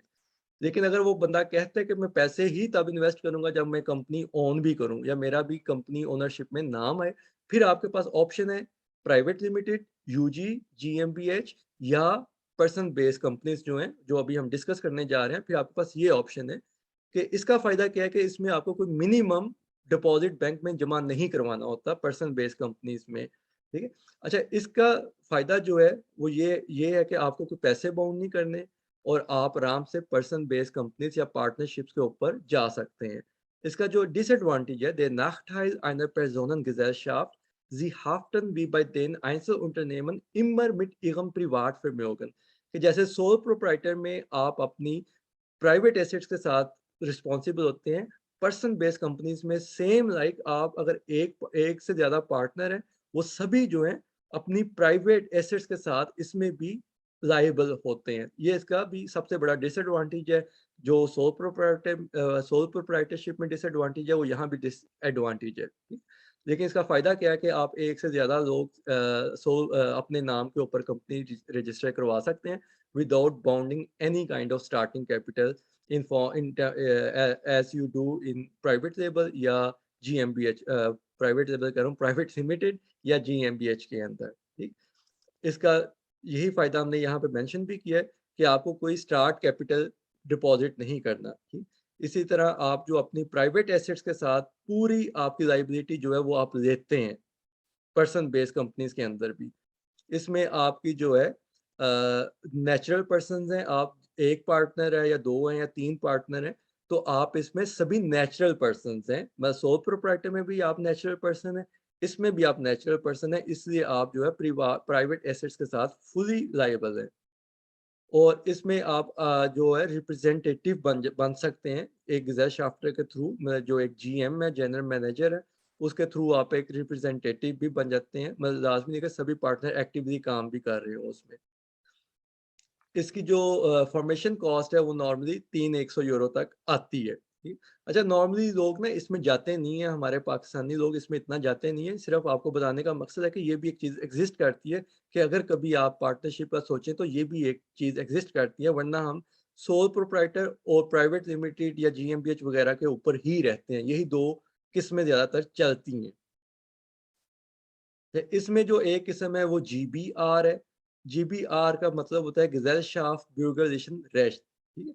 कि ये परफेक्ट है स्टार्टर्स के लिए और छोटे बिज़नेसेस के लिए आप करते हैं और इसमें आपको एक एडिशनल जो फ़ायदा मिलता है वो ये है कि आप इसमें Kleinstunternehmen, अच्छा ये हमने एक चीज़ डिस्कस नहीं की कि सोल प्रोप्राइटर में आपके पास ऑप्शन होती है कि आप वैट एग्जेम्पशन ले सकते हैं या वैट के साथ आप जाते हैं, ठीक है? वैट एग्जेम्पशन से मुराद है कि अगर आपका एनुअल टर्नओवर 22,000 यूरो से कम है, तो आप वैट एग्जेम्पशन ले सकते हैं सोल प्रोप्राइटरशिप में। लेकिन अगर आपका वैट आपको लगता है कि 22,000 से ऊपर आपका टर्नओवर जाएगा, तो फिर आप वैट के साथ जाते हैं। मतलब in term of Amazon business हम हमेशा ही वैट के साथ ही जाते हैं। तो इसलिए हम वो इतना डिस्कस नहीं करते, लेकिन जस्ट फॉर इन्फॉर्मेशन आपको बता रहा हूँ कि ये चीज़ एग्ज़िस्ट करती है। और जीबीआर ये पर्सनल बेस्ड कंपनीज़ में भी आपको ये सहूलत मिलती है कि अगर आप जीबीआर रजिस्टर करवाते हैं, तो इसमें भी same goes for GBR as well कि आप इसमें वैट फ्री भी हो सकते हैं, जीबीआर के अंदर रहते हुए पर्सन बेस्ड पार्टनरशिप्स के ऊपर भी। इसमें आपको कम से कम 2 पार्टनर्स की ज़रूरत है, आपको कोई स्टार्टिंग कैपिटल नहीं चाहिए, आपकी जो लायबिलिटी है वो उन पे श्रैंक्ड है, यानी आप प्राइवेटली हर चीज़ के साथ इन्वॉल्व हैं, लायबल हैं इसके अंदर, जो हमने पहले अभी समझा है। इसका जो ग्रूंडिंग प्रोसेस है, कंपनी फॉर्मेशन है, वो भी सिंपल है, कॉस्ट इफेक्टिव है, कम है पैसे, इसमें आपको किसी किस्म की जो नोटरी पब्लिक से अटेस्टेशंस नहीं करवानी पड़ती, आप कहीं पर रजिस्टर नहीं करवाते, सिंपल आपके प्रोसेस जो है सिंपल रखा गया है इसमें। इसमें जो टैक्सेस हैं आप देख रहे हैं कि इसमें ट्रेड टैक्स है जो सोल प्रोप्राइटर में भी था, वैट फाइलिंग है जो सोल प्रोप्राइटर में भी थी, लेकिन इसमें यहाँ पे Einkommensteuer इनकम टैक्स भी आता है और Körperschaftsteuer भी आ सकता है, यानी Körperschaftsteuer हम कहते हैं कॉर्पोरेट टैक्स को, वो भी आ सकता है। तो इसमें ये थोड़ा-सा सोल प्रोप्राइटर से थोड़ा-सा डिफरेंस भी है। अच्छा, इस तरह ये खागे है, ये भी मैं ओवरब्लिक आपको सिर्फ दे रहा हूँ ताकि आपको पता हो कि ये चीज़ें एग्जिस्ट करती हैं। खागे इस स्टैंड्स फॉर कमांडेड गेज़ेलशाफ्ट। इसमें क्या होता है कि इसमें आपके मिनिमम 2 पार्टनर होते हैं। एक पार्टनर लाज़मी है कि कमांडिटिस्ट होता है और एक पार्टनर लाज़मी है कि कॉम्प्लीमेंटेयर होता है, ठीक है? इसमें कमांडिटिस्ट और कॉम्प्लीमेंटेयर 2 रोल्स हैं जो आप डिफाइन करते हैं और ये मस्ट है कि आपका होगा। अब जीबीआर में आप अपनी पर्सनली ये लाइन जो मैं मार्क कर रहा हूँ, आप अपनी पर्सनल एसेट्स के साथ इसमें लायबल होते हैं जीबीआर में, लेकिन केजी में कॉम्प्लीमेंटेयर की लाइस्टिंग जो है वो जो है लिमिटेड होती है और जो कमांडिटिस्ट है उसकी लायबिलिटी जो है ना वो ज़्यादा होती है। इसलिए जो कमांडिटिस्ट होता है वो ज़्यादा जवाबदेह होता है एज़ कंपेयर टू कॉम्प्लीमेंटेयर, ठीक है? तो ये थोड़ा-सा देखना कि जो इन्वेस्टर अगर किसी के साथ आता है तो इन्वेस्टर कोशिश करेगा कि वो कॉम्प्लीमेंटेयर बने और आपको वो कहेगा जी आप कमांडिटिस्ट बने, क्योंकि आप काम कर रहे हैं तो आपकी लायबिलिटी ज़्यादा होगी। तो ये चीज़ें हैं जो आपने लीगली देखनी होती हैं कि कैसे आपने इसको करना है। इसमें जो हाफ्टुंग है, जो लायबिलिटी है, जैसे यहाँ पे लिखा भी आ रहा है कि पार्शियली लिमिटेड भी होती है और पार्शियली अनलिमिटेड भी होती है, ठीक है? अनलिमिटेड होती है कमांडिटिस्ट के लिए, ठीक है? कमांडिटिस्ट फुली लायबल है और कॉम्प्लीमेंटेयर जो है ये पार्शियल लायबल होता है, ठीक है? ये चीज़ आपको क्लियर है अब। जो टैक्सेस हैं जस्ट सेम लाइक जीबीआर, आप ट्रेड टैक्स देते हैं, वैट फाइल करते हैं, इनकम टैक्स है और कॉर्पोरेट टैक्स है, ये चीज़ें इसमें भी इन्वॉल्व हैं। सिर्फ फ़र्क है कमोडिटीज़ और कॉम्प्लीमेंटेयर का कि आप अगर चाहते हैं अपनी लायबिलिटी कम करना तो आप इसमें कॉम्प्लीमेंटेयर बन जाएँगे, दूसरा बंदा कमोडिटिस्ट होगा, मतलब एक रोल किसी ना किसी को लेना है। इसके बाद तीसरी इसी में पार्टनरशिप बेस्ड कंपनीज में ओहा गे ओफने हैंडल गेजेलशाफ्ट इसे हम कहते हैं, ये आ जाती है। इसमें भी मिनिमम 2 पार्टनर्स होते हैं, कोई आपको स्टार्टिंग कैपिटल नहीं चाहिए। इसमें आपकी जो लायबिलिटी है वो अनलिमिटेड है। मतलब केजी में आपके पास ऑप्शन है कि आप थोड़ा-सा अपने आप को रिस्ट्रिक्ट करवा सकते हैं या दूसरा बंदा रिस्ट्रिक्ट कर सकता है, लेकिन इसमें आपके पास ऑप्शन नहीं है। इसका जो फ़र्क है, वो अब आपको ये भी बताता हूँ कि ओहा गे मतलब जैसे हमने देखा जीबीआर आपका कोर्ट में रजिस्टर्ड नहीं होती, ठीक है? आप जो है लेकिन जी ओ ओ ओएचजी जो है, ओहा गे जो है, ये आपकी कोर्ट में रजिस्टर होगी। तो ये एक फ़र्क आता है कि इसमें थोड़ा-सा पेपर वर्क थोड़ा ज़्यादा हो जाता है। अदरवाइज़ इसमें और बाकी चीज़ों में कोई फ़र्क नहीं है। ट्रेड कह रहा हूँ, कोर्ट रजिस्ट्रेशन के अलावा चीज़ों का फ़र्क नहीं है। Taxes are same. Gewerbe Steuer, Umsatzsteuer है और Einkommensteuer या Körperschaftssteuer, ये चीज़ें वही हैं जो आपने बाकी पार्टनरशिप कंपनीज में भी आप सेम टैक्सेस दे रहे हैं और इसमें भी आपने सेम टैक्सेस ही फाइल करने हैं एनुअली। अच्छा, अब ये इम्पोर्टेंट है, अब जो हमारा शुरू हो रहा है कि क्योंकि हम नॉर्मली सोल प्रोप्राइटर में जाते हैं या कैपिटल बेस में जाते हैं। ये अब कैपिटल बेस कंपनीज आ गई जिन्हें हम जर्मन में Kapitalgesellschaften कहते हैं। इसको अब हमने थोड़ा डीपली समझना है। अच्छा, Kapitalgesellschaften में क्या होता है कि हमारे पास ऑप्शन होती है कि हम 1 यूरो से लेके तो 50,000 यूरो तक बाउंड करवाने पड़ते हैं हमें। इसीलिए क्योंकि ये कैपिटल पे बेस करती है, इसीलिए इसको हम कैपिटल बेस कंपनीज का नाम देते हैं। ठीक? यानी यूजी में हम 1 यूरो से लेके 12,500 तक की हमारे पास ऑप्शन है, उस पे हम जाते हैं। अगर हम कहते हैं जी हमने 12,500 यूरो से करवानी है तो फिर हम जीएमबीएच में जा सकते हैं। ठीक है? और जीएमबीएच का मिनिमम कैपिटल लेकिन है 25,000 euro. 12,500 is just to have a start. 25,000 euro आपने करने ही करने हैं उसमें पूरे। ठीक है? ये नहीं कि आपने 12,500 करवा दिए तो अब आपके सारे 12,500 ही रह जाएंगे। आपने उसमें आहिस्ता आहिस्ता 25,000 यूरो तक करना ही करना है। और same goes for UG. UG में हम स्टार्ट तो कर लेते हैं 1 यूरो या 10 यूरो या 100 यूरो या 500 यूरो से, लेकिन यूजी में एक टर्म यूज होती है ऑफस्टॉकिंग। यानी आपका जो पैसा आ रहा है, जो प्रॉफिट आ रहा है, आपने ऑफस्टॉकिंग से मुराद है कि आपने उसकी एक सर्टेन परसेंटेज साइड पे करनी है, उसको आप छेड़ नहीं सकते लीगली। वो परसेंटेज आपने यूज करनी है over the period of 2 to 3 years अपनी यूजी को जीएमबीएच में कन्वर्ट करने पे। ये लीगली बाउंड किया जाता है कि आपने यूजी को, ठीक है, यूजी ही नहीं रहने देना साल साल, आपने इसको किसी ना किसी स्टेज पे जीएमपीएच में कन्वर्ट करना है, यानी आपने अपग्रेड करना है इसमें। नोट नेवरदलेस इसमें कुछ तरीके हैं कि आप लंबे अरसे तक भी यूजी रख सकते हैं, लेकिन अल्टीमेट गोल कानून ये आपको कहता है कि अल्टीमेटली आपने यूजी को जीएमबीएच में शिफ्ट करना है। सहूलत इसलिए दी गई है कि आपका अगर स्टार्टिंग कैपिटल 20,000 है तो आपको 12,500 यूरो बाउंड करके जीएमबीएच ही नहीं करवानी, बल्कि आप 10 यूरो 100 यूरो बाउंड करके बाकी पैसे अपना यूज कर सकते हैं। सिर्फ ये सहूलत इसलिए दी गई है यूजी की कि आप अपने पैसे को अच्छी तरह यूज कर सकें और सिर्फ जीएमबीएच की वजह से आप जो है अपना पैसा ज्यादा डिपॉजिट में ना फंसाएं और अपने पैसे को पर्पसफुली यूज कर सकते हैं। तो ये है प्राइवेट लिमिटेड। यूजी और जीएमबीएच दोनों प्राइवेट लिमिटेड के खाते में आती हैं। जो आगे है ये पब्लिक लिमिटेड है, जिसे हम Aktiengesellschaften कहते हैं। ये रजिस्टर होती हैं आपके स्टॉक्स के अंदर रजिस्टर होती हैं। तो इसमें मिनिमम कैपिटल आपको 50,000 यूरो चाहिए होता है, लेकिन ये हमारा टॉपिक नहीं होगा क्योंकि इस पे हम नहीं जाते। सिर्फ बताने का मकसद है कि आपको पता हो कि एजी स्टैंड्स फॉर Aktiengesellschaft और ये रजिस्टर होती हैं स्टॉक्स के अंदर, एक्सचेंज के अंदर रजिस्टर होती हैं, स्टॉक एक्सचेंज के अंदर रजिस्टर होती हैं। इसका स्टार्टिंग कैपिटल 50,000 यूरो है और इसमें कोई छूट नहीं है कि आप 20,000 से शुरू करें, ऐसा नहीं है। इसमें आपको 50,000 ही जमा करवाने हैं।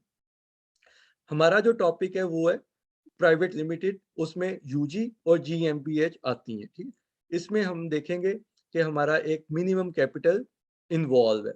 जीएमपीएच की सूरत में मिनिमम कैपिटल 12,500 यूरो है, जो कि आपने 25,000 यूरो तक करना है। मतलब अगर आपने 12,500 यूरो जमा करवाए हैं ना, इसका मतलब ये नहीं कि आप 12,500 यूरो के लायबल हैं।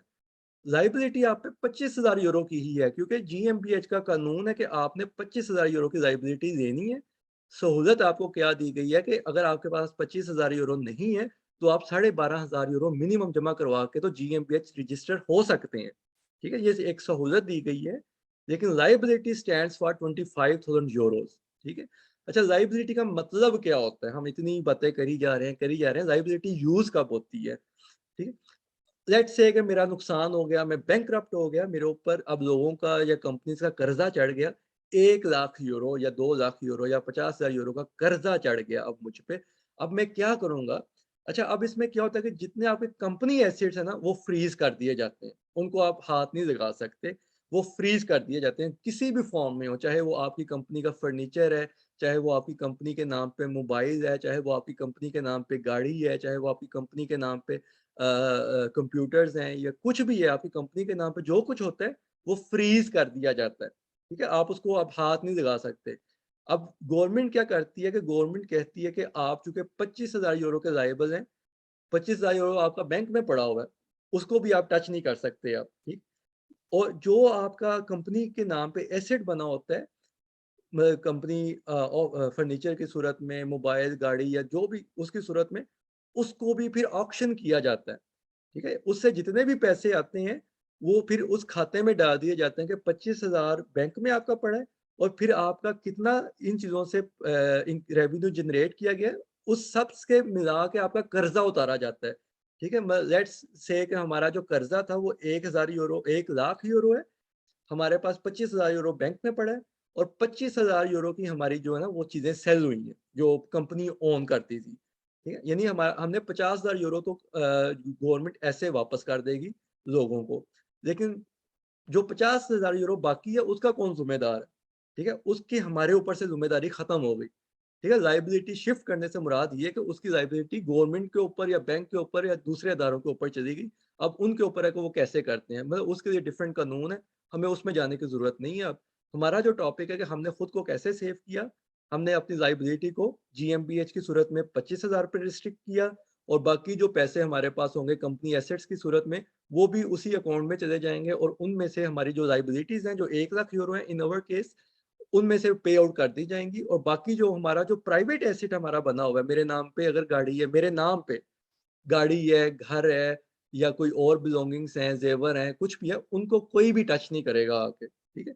ये एक फ़र्क है सोल प्रोप्राइटरशिप का और जीएमबीएच का या यूजी का, कि यूजी में जीएमबीएच में आपके पर्सनल एसेट्स की तरफ कोई भी नज़र उठा के नहीं देखता, ठीक है? कंपनी एसेट्स की तरफ कंपनी एसेट्स तो आपके फ्रीज़ हो जाते हैं वैसे ही, ठीक है? वो सारे आपकी कंपनी के नाम पे हैं, कंपनी के खाते में चले जाएँगे और गवर्नमेंट उनको ऑक्शन करके, उनसे फंड जनरेट करके आपके जो कर्ज़े देने वाले हैं, उनमें से लोगों को पैसे दे देंगे।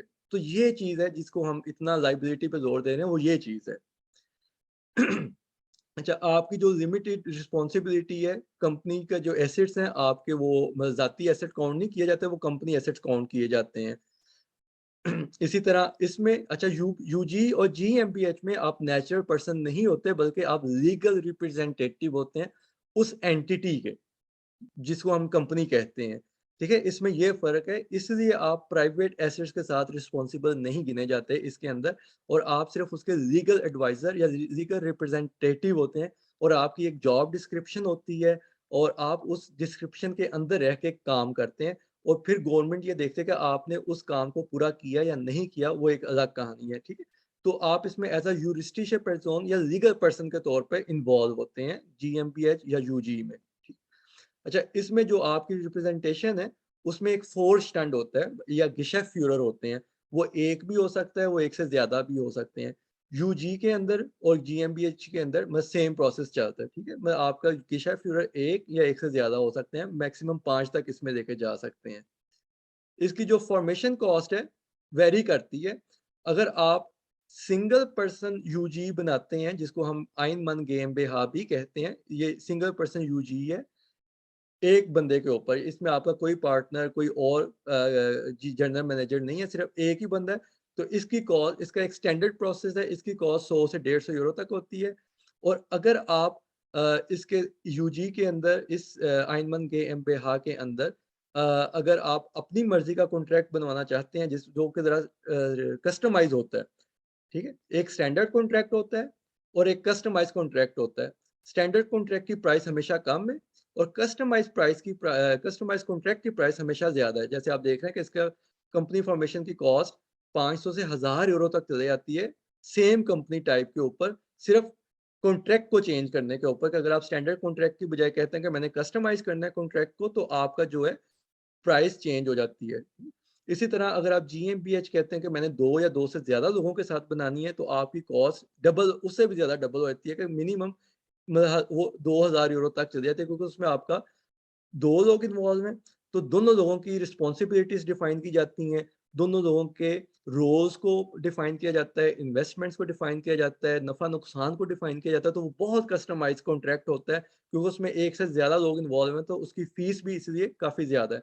तो इसलिए आपने सोचना है कि अगर आप पार्टनर के तौर पे जा रहे हैं, तो आपकी इनिशियल कॉस्ट जीएमपीएच की सूरत में ज़्यादा आएगी। अगर आप पार्टनर जो है पर्सन बेस्ड कंपनी से बनते हैं, तो आपकी इनिशियल कॉस्ट कम होती है। तो ये चीज़ें आपको बताने का जो मकसद है वो ये है कि आप इन चीज़ों को कैसे ओवरकम कर सकते हैं कि आपकी लायबिलिटी वर्सेस इनिशियल कॉस्ट ये स्टैंड कर रही है। लायबिलिटी अगर आप ज़्यादा लेते हैं, आपकी इनिशियल कॉस्ट कम हो जाएगी। अगर आप लाइबिलिटी को कम करना चाहते हैं, आपकी इनिशियल कॉस्ट ज़्यादा हो जाएगी, तो ये एक फ़र्क है। जी, शहज़ाद। फराज भाई, मेरा क्वेश्चन रिगार्डिंग लायबिलिटी है। गेहम बेहा के पर्सपेक्टिव से तो मुझे समझ आ गया liability around 25,000। In terms of UG जो है उसमें लायबिलिटी कैसे होगी? उसमें जितने पैसे आप डिपॉज़िट करेंगे वो आपकी लायबिलिटी है। For example while company creation मैंने 1000 यूरोस जो है वो डिपॉजिट किए, वो मेरा इनिशियल कैपिटल था, हुँ। ठीक है?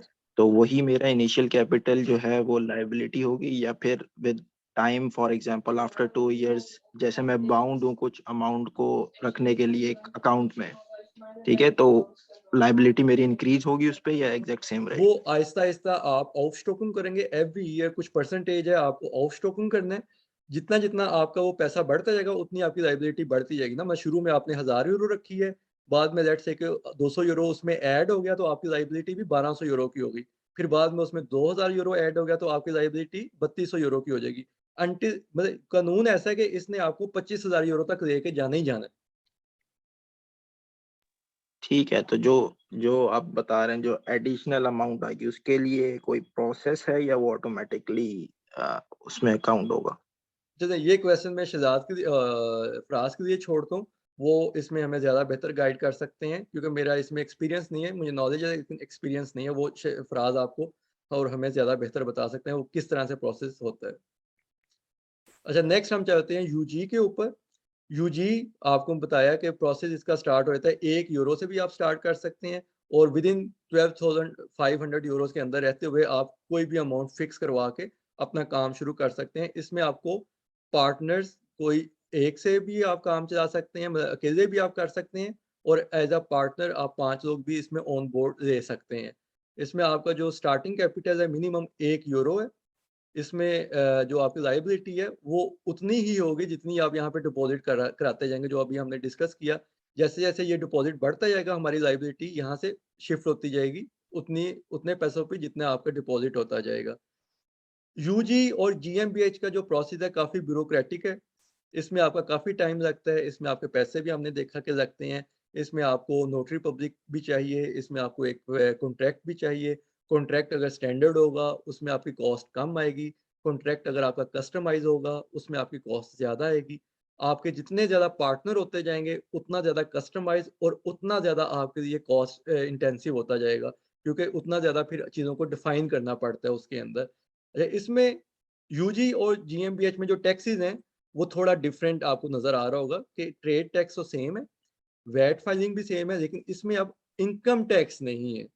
इसमें अब कॉर्पोरेट टैक्स है क्योंकि अब आप कॉर्पोरेट को रिप्रेजेंट कर रहे हैं, तो आपका कॉर्पोरेट टैक्स है यूजी और जीएमबीएच की सूरत में, ठीक है? अच्छा अब इसमें होता क्या है, कंपनी के प्रॉफिट के ऊपर आपने कॉर्पोरेट टैक्स तो दे दिया, लेकिन आप जैसे शहज़ाद अगर लेट्स से कि यूजी या यूजी के मालिक हैं मालिक तो नहीं, यूजी को रिप्रेजेंट कर रहे हैं एज़ अ लीगल पर्सन और उसके जीएम हैं यानी जनरल मैनेजर हैं या गेशेफ़्यूहरर हैं, तो ज़ाहिर-सी बात है ये एक सैलरी विथड्रॉ करेंगे, ठीक है? उस सैलरी के अंदर आप जो ना दोबारा से इनकम टैक्स पे करेंगे जो आपकी स्टोर क्लास के या टैक्स क्लास के मुताबिक होगा। यानी आप एज़ एन एम्प्लॉयी उसमें काम कर रहे हैं, ठीक है? तो इसलिए यहाँ पे इनकम टैक्स को हम डिक्लेयर नहीं कर रहे कंपनी टैक्सेशन के अंदर। वो आपका पर्सनल टैक्स होगा जो आप डिक्लेयर करेंगे, वो आपका अलग खाता है। व्हेयरएज़ सोल प्रोप्राइटरशिप के अंदर हम यहाँ देखते हैं कि यहाँ पे टैक्सेस में इनकम टैक्स ऑलरेडी ऐड है क्योंकि वो आपके पर्सनल नेम के ऊपर है, तो उसमें आना ही आना है इनकम टैक्स, उसमें आप सैलरी विथड्रॉ नहीं करते। जबकि यूजी और जीएमबीएच में आप सैलरी विथड्रॉ करते हैं, तो जब आप सैलरी विथड्रॉ करेंगे, तो वो उसमें आप इनकम टैक्स अपनी पर्सनल पर्सनल टैक्स क्लास के हवाले से आप टैक्स पे करेंगे और जो आपकी सैलरी है, वो आपकी कंपनी का एक्सपेंस है। यानी अगर आपका प्रॉफिट है 50,000 यूरो और आपकी सैलरी है एनुअल सैलरी की मैं बात कर रहा हूँ, आपने विथड्रॉ की है 25,000 यूरो तो आपका जो प्रॉफिट है वो श्रिंक हो गया, वो 25,000 यूरो का रह गया, ठीक है? प्रॉफिट में हम ये भी एक्सपेंस काउंट करते हैं कि आपकी सैलरी कितनी थी या उसमें जो 2 लोग या 3 लोग इन्वॉल्व हैं, उनकी सैलरीज़ कितनी है वो भी आपका एक्सपेंस है, बिज़नेस एक्सपेंस है और आपके प्रॉफिट का उससे एक ताल्लुक है, ठीक है? जी शहज़ाद। फराज भाई, क्वेश्चन है रिगार्डिंग, अब आपने बात की सैलरी की, तो while company creation we have to define the salary of a person, या फिर लेटर ऑन हम कोई भी एक अमाउंट सेट करके वो विड्रॉ कर सकते हैं और we need to update in our contract और समथिंग? चलें, दैट्स अ गुड क्वेश्चन। और इसमें क्या होता है, अच्छा लास्ट में ये है कि आपने सैलरी विथड्रॉ करनी है, कि मतलब जैसे अगर आप जॉब कर रहे हैं और आप इसको एज अ पार्ट टाइम या as a second stream income generate करना चाहते हैं, तो आप इसमें लाजमी नहीं है कि सैलरी विथड्रॉ करें, ठीक है। आप इसमें एज अ गिशेफ्यूरर हैं और आप इसमें पैसे डालते जाते हैं। आप इसमें सिर्फ फिर ये टैक्सेस देंगे जो नीचे नजर आ रहे हैं ना आपको, ट्रेड टैक्स है, वैट टैक्स है और कॉर्पोरेट टैक्स है। वो फिर आप पैसे नहीं निकाल रहे तो आपको वो इनकम टैक्स भी देने की ज़रूरत नहीं है, मतलब आप सैलरी विथड्रॉ नहीं कर रहे हो उसमें ना, ठीक है। तो ये चीज़ है कि आप सैलरी आपकी मर्ज़ी है, अगर आप विथड्रॉ करेंगे उस पे, तो वो आपको पहले डिफाइन करनी होगी।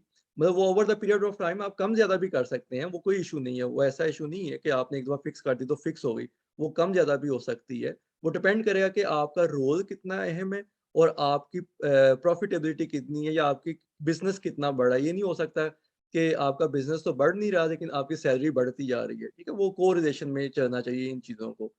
तो लेकिन इसमें ऑप्शन है कि आप विथड्रॉ नहीं करें, पैसे विथड्रॉ ना करें, वो आपके साइड पे जमा होते जाते हैं, वो कंपनी एसेट आपका बनता जाता है उस वक़्त के साथ-साथ। जी, आहत, आपका क्या क्वेश्चन? सॉरी। हाँ जी, मेरा क्वेश्चन है कि आपने कहा आइंसल इंटरनेट में हम गवर्बेज स्टोर भी देते हैं, आइन कॉमन स्टोर भी देते हैं, तो हुँ, इसके हम डिफाइन कैसे करते हैं कि आइन कॉमन स्टोर कितना है और गवर्बे कितना है? क्योंकि ये वैट तो चले हाँ, डिफाइन है ना, हमने जो कलेक्ट किया वो आगे दे दिया।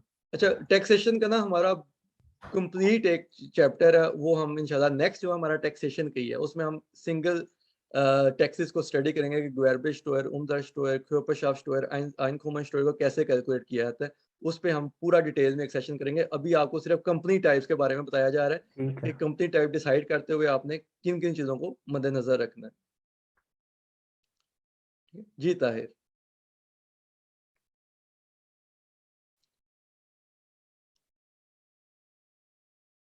जी, ताहिर आप क्वेश्चन कर सकते हैं, पूछिए आप। जी, मैं कह रहा हूँ अगर आप 3 या 4 पार्टनर के साथ काम कर रहे हैं, उनमें से गिरफ्त-शुरा एक ही होगा। नहीं, नहीं, मैं ज़्यादा भी गिरफ्तार हो सकते हैं। अच्छा, गिरफ्त-शुरा ज़्यादा और उसमें जो बाकी मतलब अगर 4 लोग काम कर रहे हैं, उनमें से वो चारों एम्प्लॉइज़ होंगे?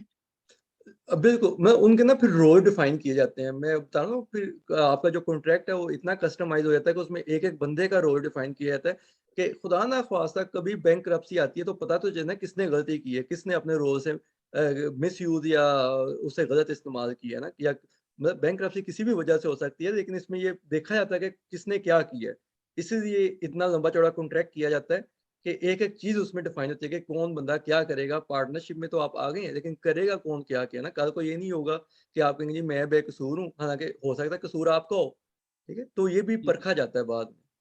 ठीक है, वो रोल डिफाइन हो गए, वहाँ पे फिर वो देखा जाएगा किसका बिल्कुल, कौन ज़िम्मेदार था, कितनी बिल्कुल। मतलब और फिर सैलरीज़ इसी तरह जाती हैं कि अगर किसी का बहुत अहम रोल है, ज़ाहिर-सी बात है वो कंपनी का करता-धरता है तो उसकी सैलरी अकॉर्डिंगली ज़्यादा होती है। दूसरों की हुँ, हुँ। मतलब ये म्यूचुअल अंडरस्टैंडिंग भी होती है, लेकिन ये ज़ाहिर बात है रोल एंड जॉब डिफाइन करते हुए भी आप ये चीज़ें मद्देनज़र रखते हैं कि एक बंदा कम काम कर रहा है तो उसको आप ज़्यादा सैलरी कैसे दे सकते हैं ना? तो ठीक है, पार्टनरशिप चलती नहीं है उस तरह। चलो ठीक है। जी, शहज़ाद आपका क्वेश्चन रह गया कुछ? जी फराज भाई, मैं मेरा सेम क्वेश्चन जो मैंने सैलरी से किया था उस पे ही पॉइंट है कि वाइल कंपनी क्रिएशन मुझे सैलरी डिफाइन करनी पड़ेगी। फॉर एग्जांपल फॉर नाउ मैंने अभी तक कुछ विड्रॉ नहीं करवाया अपने हुँ, अकाउंट से, ठीक है। क्या मैं अब कोई कॉन्ट्रैक्ट कर सकता हूँ भाई, ये मैं as a owner of a company अब अपनी एक सैलरी सेट करना चाह रहा हूँ कि ये अमाउंट मैं विड्रॉ कराऊंगा एज अ सैलरी, ठीक है। वो अब मेरा पर्सनल टैक्स जो है वो एक साइड पे, क्योंकि इस वक्त मुझे ये अंडरस्टैंड करना है कि क्या ये चीज कंपनी फॉर्मेशन के अंदर जाएगी कि ये एक बंदा है, ठीक है, पार्ट ऑफ अ कंपनी, इसकी सैलरी ये होगी, क्या ये नहीं मतलब कॉन्ट्रैक्ट वो का पार्ट आप होगा? ऐड कर सकते हैं, मतलब उसमें फिर चेंजेज़ आपको डालनी पड़ेंगी। मैं जैसे मैं बताया, लाज़मी नहीं है कि आपने सैलरी विथड्रॉ करवानी है, ये तो या आपने मेंशन करना है ना, मतलब वो लाज़मी नहीं है शुरू में कि आप लेंगे या नहीं लेंगे। मतलब वो आप ज़ाहिर है शुरू में आप बताएँगे ज़रूर कि मैं लूँगा या नहीं लूँगा, ठीक है? वो आ जाएगा, लेकिन अगर आप चेंज करवाना चाहते हैं बाद में, तो वो चेंजेबल है। उसकी ऑब्वियसली फीस वगैरह होती है, उसका प्रोसेस है, वो चेंजेबल होती है। ठीक है, थैंक यू। अच्छा, अब हमारा आ गया जीएमबीएच का टॉपिक, जो हमने काफ़ी कवर भी किया है। तो लेकिन हम इसमें जाते हैं कि अनसादे ग्रूंडर या gesellschafter क्या होते हैं ना, आपके कितने फाउंडर हो सकते हैं, कितने पार्टनर हो सकते हैं, मिनिमम 1 और मैक्सिमम 5 तक इसमें जाता है। इसमें जो बेसिकली स्टार्ट कैपिटल है वो 25,000 यूरो है, लेकिन ये कि गवर्नमेंट आपको फैसिलिटेट करती है कि अगर आप 12,500 यूरो भी जमा करवा दें, तो वो आपको जीएमबीएच का स्टेटस दे देते हैं। लेकिन आपकी जो लायबिलिटी है वो 25,000 की ही रहती है, चाहे आपने 12,500 जमा करवाया हुआ है। और 12,500 का मतलब ये नहीं कि अब आप बरी-उज़्ज़ुमा हो गए हैं, आपने उसको 25,000 करना ही करना है। ठीक है? तो लेकिन फैसिलिटी ये है कि अगर आपका कैपिटल कम है, आप फिर भी जीएमबीएच में बनाना चाहते हैं, तो फिर आप 12,500 के साथ भी रजिस्टर करवा सकते हैं। इसमें आपकी लायबिलिटी, जो हम बार-बार डिस्कस कर रहे हैं, कि लिमिटेड होती है। जो आपका स्टम्प कैपिटल है 25,000 यूरो की लायबिलिटी आपकी फिक्स है। चाहे आप 12,500 यूरो डिपॉज़िट करवा के शुरू किए हुए हैं। अच्छा, इसका जो प्रोसेस है सेम लाइक यूजी, बहुत टाइम इंटेंसिव है। इसमें आपका कॉन्ट्रैक्ट बनता है। अगर एक बंदा है उसका कॉन्ट्रैक्ट डिफरेंट है, अगर 2 लोग हैं उसका कॉन्ट्रैक्ट डिफरेंट है, अगर 5 लोग हैं तो उसका कॉन्ट्रैक्ट उतना ही इंटेंसिव हो जाता है। रोल्स डिफाइन किए जाते हैं और एक-एक चीज़ को उसमें देखा जाता है कि कौन कितने पैसे लेके आ रहा है, कौन कितने पैसे दे रहा है, क्या है। एक-एक चीज़ को उसमें डिफाइन किया जाता है, तो ये बहुत ही मतलब इंटेंसिव कॉन्ट्रैक्ट हो जाता है बाद में। तो इसमें भी जो टैक्सेस हैं सेम लाइक यूजी, आप ट्रेड टैक्स देते हैं, वैट फाइल करते हैं और अपना जो है कॉर्पोरेट टैक्स देते हैं। ऑक्सीजन gesellschaft है, थोड़ा-सा गो थ्रू करते हैं। ये पब्लिक लिमिटेड है।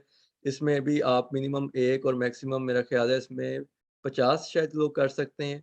एनीवे चलें, वो हम फ़राज़ से एक बार चेक कर लेते हैं। अभी फ़राज़ को बारी आएगी फ़राज़ की। तो इसमें बेसिक कैपिटल आपको 50,000 यूरो चाहिए। इसमें आपकी जो लायबिलिटी है वो लिमिटेड है 50,000 यूरो के ऊपर। इसका जो प्रोसेस है वो भी थोड़ा फॉर्मल है। आपको नोटरी पब्लिक के थ्रू करना पड़ता है।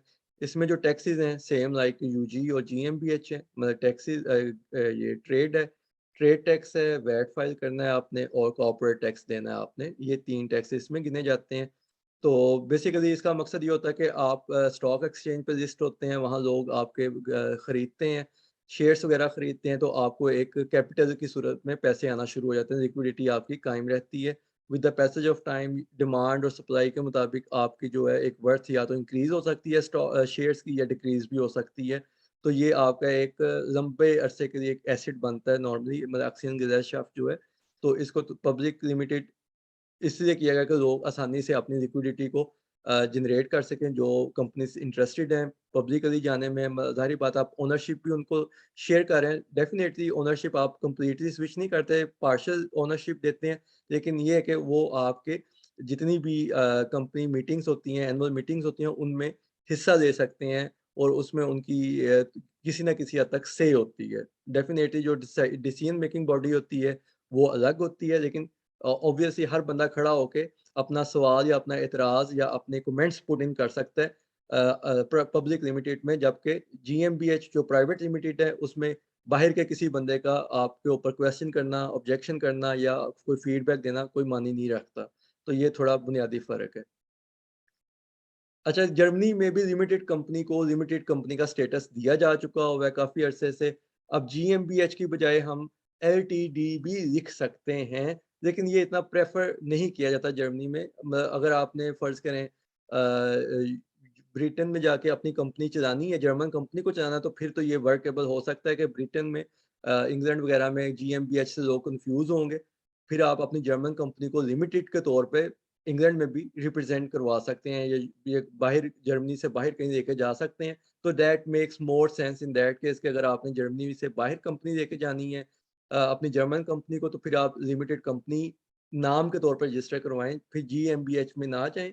मतलब बाकी चीज़ें सेम है, लेकिन ये कि सिर्फ नाम में लिमिटेड आएगा, जीएमबीएच या यूजी उसमें नहीं आएगा।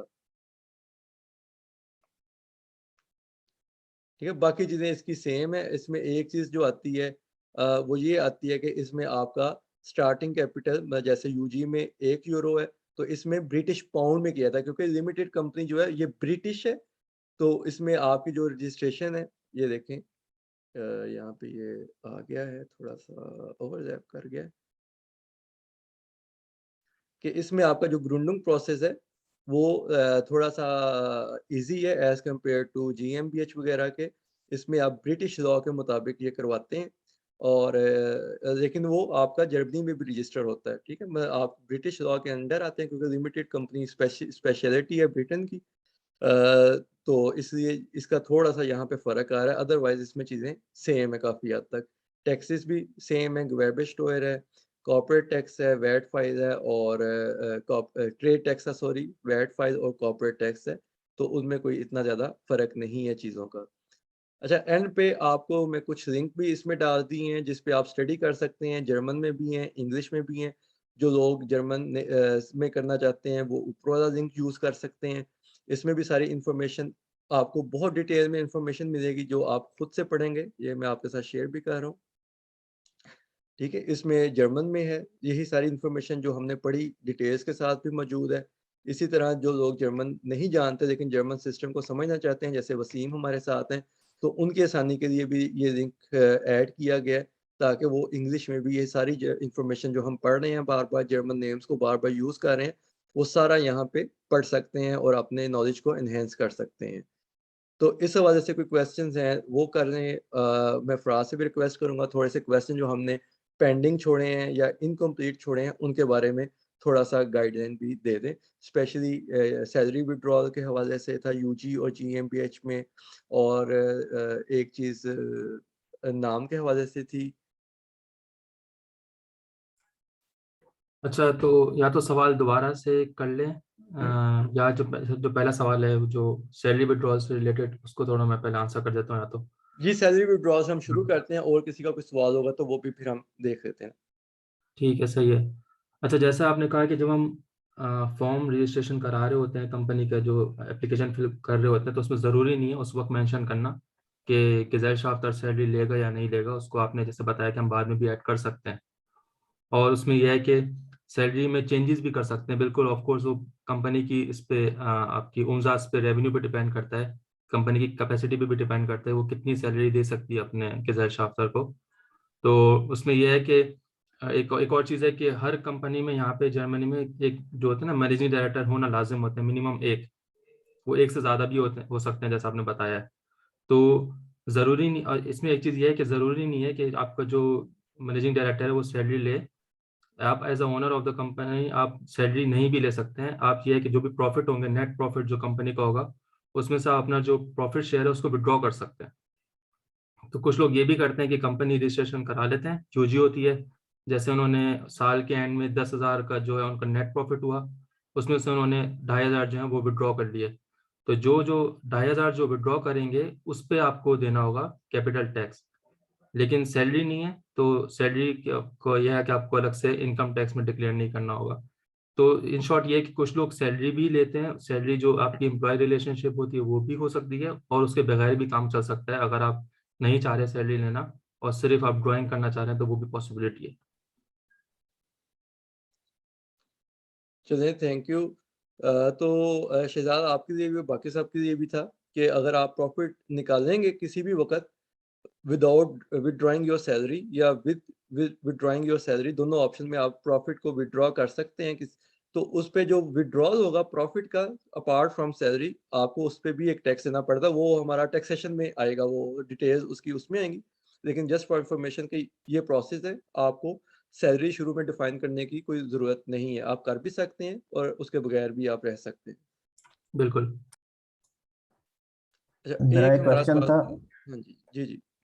वो जो मैंने कन्वर्जन के रिलेटेड पूछा था, वो एक्चुअली उसका बैकग्राउंड ये था कि for example in future Einstein में आप किसी वर्कर को हायर कर सकते हैं या उसके लिए हमें यूजी कन्वर्ट करना पड़ेगा? नहीं, आप वर्कर हायर कर सकते हैं, आइंसो इंटरनेमन किसी भी किस्म की कंपनी में आप वर्कर हायर कर सकते हैं, कोई इशू नहीं।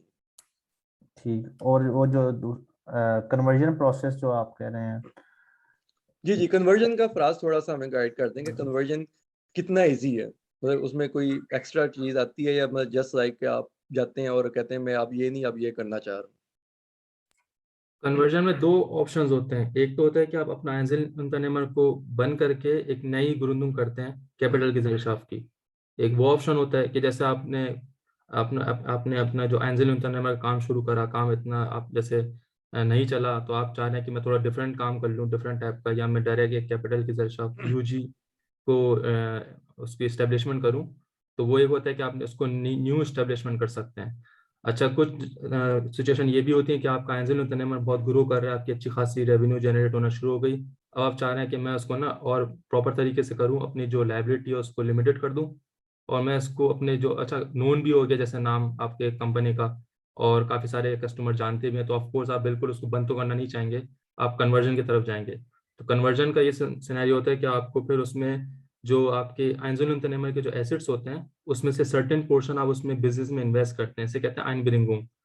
जैसे आपका जो नेट एसेट्स हैं, आपकी जो बैंक में पड़े हैं कुछ पैसे, प्लस आपने जैसे कंपनी की कोई व्हीकल ले ली, गाड़ी आपने ले ली जो आप as a business asset use कर रहे हैं, और जो भी आपका जो ऑनलाइन जो कह लें आपका एक ब्रांड नेम है, ब्रांड इमेज है, वर्चुअल एसेट्स हैं आपके, तो उस सबको फिर आप एक नोटेरी पब्लिक के पास जाके बोलेंगे मैं सर्टेन अमाउंट के जो मेरे बिजनेस एसेट्स हैं एंजल इंटरनेमर के, लेट्स से 15 to 20,000 euros, उसको मैं अपने न्यू जो अपने जो मैं करूँगा यूजी या गेम बैक एस्टेब्लिशमेंट, उसमें मैं एज अ इन्वेस्टमेंट डालना चाह रहा हूँ। तो वो आपके जो एसेट्स हैं वो कन्वर्जन एज अ उसमें एज अ इनिशियल इन्वेस्टमेंट आप यूज़ कर सकते हैं, जैसे आप कैपिटल डालते हैं ना ऑन कैश, उसके अलावा आप अपने जो एंजल इंटरनेमर की भी जो एसेट्स ट्रांसफर कर सकते हैं कैपिटल के दर्शाफ में।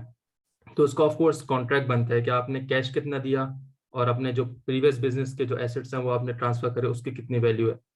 तो वो उसका एक सर्टेन लीगल प्रोसेस होता है, लेकिन in short it is possible, आप अपनी जो एंजल इंटरनेमर को एट सम पॉइंट उसको कन्वर्ट कर सकते हैं कैपिटल के दर्शाफ में। ठीक है, मैं 2 प्रोसेस हैं, या तो आप अपनी सोल प्रोप्राइटरशिप कंपनी को क्लोज़ कर दें और जी बिल्कुल न्यू रजिस्ट्रेशन करवाएँ, या आप उसे ही कंटिन्यू करें, उसमें आपको अपने एसेट्स वगैरह डिक्लेयर करने पड़ते हैं, वो सारा उसमें कॉन्ट्रैक्ट में लिखा हुआ आ जाता है। तो बिल्कुल। प्रोसेस सेम है, सिर्फ़ ये कि उसमें आपके इनिशियल एसेट्स या इनिशियल इन्वेस्टमेंट आप साथ में लेके आ रहे हैं ना, उसमें वो आ जाता है उसमें। जी, यास्मीन।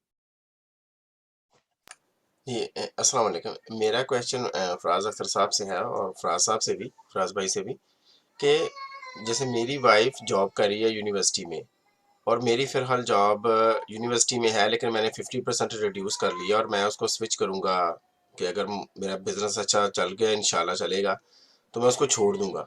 तो इस सिनेरियो में मुझे, क्योंकि मेरी मिसेस की भी सैलरी आ रही होगी और मेरा भी मतलब अगर बिज़नेस का होता है, तो मुझे कौन-सा मतलब मुझे गेम पे स्टार्ट में करनी चाहिए या एंजल unternehmen mit करनी चाहिए Eintragung?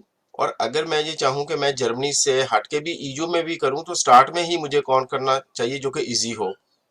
और जिसमें मतलब कि अगर मेरी मिसेस की भी सैलरी उसमें शामिल हो रही होगी, कल को मैंने टैक्स रिटर्न जमा करवानी है, तो वो कौन-सा बेहतर जो है ना वो फॉर्मेट होगा? अच्छा, तो इसमें यह है कि अगर जैसे आप कह रहे हैं कि आप जॉब छोड़ देंगे, सिर्फ वाइफ की इनकम फ्रॉम एम्प्लॉयमेंट आ रही होगी, तो यूजुअली कि एज अ जर्मनी में एज अ कपल आप कंबाइंड इनकम टैक्स डिक्लेरेशन भी कर सकते हैं। तो अगर आप अपना एंजल इंटरनेमर भी रजिस्ट्रेशन कराते हैं तो उसमें ऐसा इशू नहीं है। उसमें ये होगा कि जब इनकम टैक्स डिक्लेरेशन होगा तो उसमें आपकी इनकम फ्रॉम बिजनेस डिक्लेयर होगी और वाइफ की इनकम फ्रॉम एम्प्लॉयमेंट, और दोनों का कंबाइंड असेसमेंट होगा। फॉर एग्जांपल के वाइफ की जो नेट इनकम फ्रॉम एम्प्लॉयमेंट है वो 40,000 यूरोज है आफ्टर जो भी डिडक्टिबल्स होते हैं उसके बाद, और आपका जो एंजल इंटरनेमर की जो नेट इनकम है वो 15,000 है, तो टोटल जो आपकी एज अ कपल हो गई 55,000। उसके ऊपर जो है कंबाइंड इनकम टैक्स जाएगा आपका। वो एक ऑप्शन है, लेकिन अगर आप चाह रहे हैं कि मुझे बड़े पैमाने पे काम करना है, आप रेवेन्यू ज़्यादा हो सकती है, तो आप अपनी जो है यूजी इनिशियली करा सकते हैं। तो उसमें होगा कि आपके ऊपर वाइफ के साथ डिक्लेयर नहीं करना होगा, सिर्फ कॉर्पोरेट टैक्स देना होगा उसके ऊपर आपके जो इनकम होगी यूजी की सेपरेट। तो वो डिपेंड करता है आपकी एक्सपेक्टेड स्केल ऑफ बिजनेस पे कि आपकी एक्सपेक्टेड रेवेन्यू कितनी है, तो उस हिसाब से फिर बंदा उसको ऑप्टिमाइज करता है कि इनिशियली क्या करना चाहिए। लेकिन मेरी एडवाइस ये होती है कि अगर आप नया स्टार्ट ले रहे हैं बिजनेस में और इतना इनिशियल कैपिटल नहीं है, तो बेहतर होता है कि आप एंजल एंटरप्रेन्योर से शुरू करें। उसमें पेपर वर्क भी कम होता है और बंदे को आइडिया भी हो जाता है, और वक्त के साथ साथ ऑफकोर्स आप फ्यूचर में उसको चेंज भी कर सकते हैं। तो ये है सिनेरियो। अच्छा, सोल प्रोप्राइटर में एक चीज़ मैं भी ऐड करना चाहता हूँ, जो हम हाफ्तों की बात कर रहे हैं। जैसे मैं बता रहा था कि प्रोडक्ट लायबिलिटी भी हमारे ऊपर आती है। अच्छा, उसको हम कवर भी इंश्योर भी कर सकते हैं, उसके लिए इंश्योरेंसेस हैं। ठीक है, उसका लिंक वगैरह पहले भी हमने शेयर किया है, मैं आपके साथ दोबारा भी इन्फॉर्मेशन लिंक भी सेंड करता हूँ, लेकिन just for the information purpose कि उसको आप कवर कर सकते हैं। हाफ्टुंग versicherungen हैं ऐसी, जो आपकी ये चीज़ें कवर करती हैं, लेकिन जो आपका फाइनेंशियल लॉस है या फाइनेंशियल लायबिलिटी है, वो कोई इंश्योरेंस कवर नहीं कर सकती। ठीक है, वो आपके अपने ऊपर ही आता है, सोल प्रोप्राइटरशिप के अंदर हम बात कर रहे हैं, वो आपके अपने ऊपर ही आता है। लेकिन प्रोडक्ट लायबिलिटी वगैरह जो है वो इंश्योर्ड हो जाती हैं किसी हद तक, लेकिन आप बरी-उज़्ज़मा फिर भी नहीं होते उससे, ठीक है? लायबिलिटी सोल प्रोप्राइटर में लायबिलिटी बहुत ज़्यादा है आपके ऊपर, लेकिन ये कि मतलब बताने का मकसद है कि आप इसको कंसीडर करके चलें, डरना नहीं है उससे भी, मेरी अपनी भी सोल प्रोप्राइटरशिप है। लेकिन ये कि आपको पता होना चाहिए कि आप क्या कर रहे हैं और कौन-सी प्रोडक्ट को कर रहे हैं और आपने कैसे उसके साथ हैंडल करना है, सिर्फ़ बताने का ये मकसद है। जी, थैंक यू फराज अख्तर साहब एंड फराज भाई साहब। तो ये काफ़ी सारी चीज़ें क्लियर हो गई, तो बहुत शुक्रिया।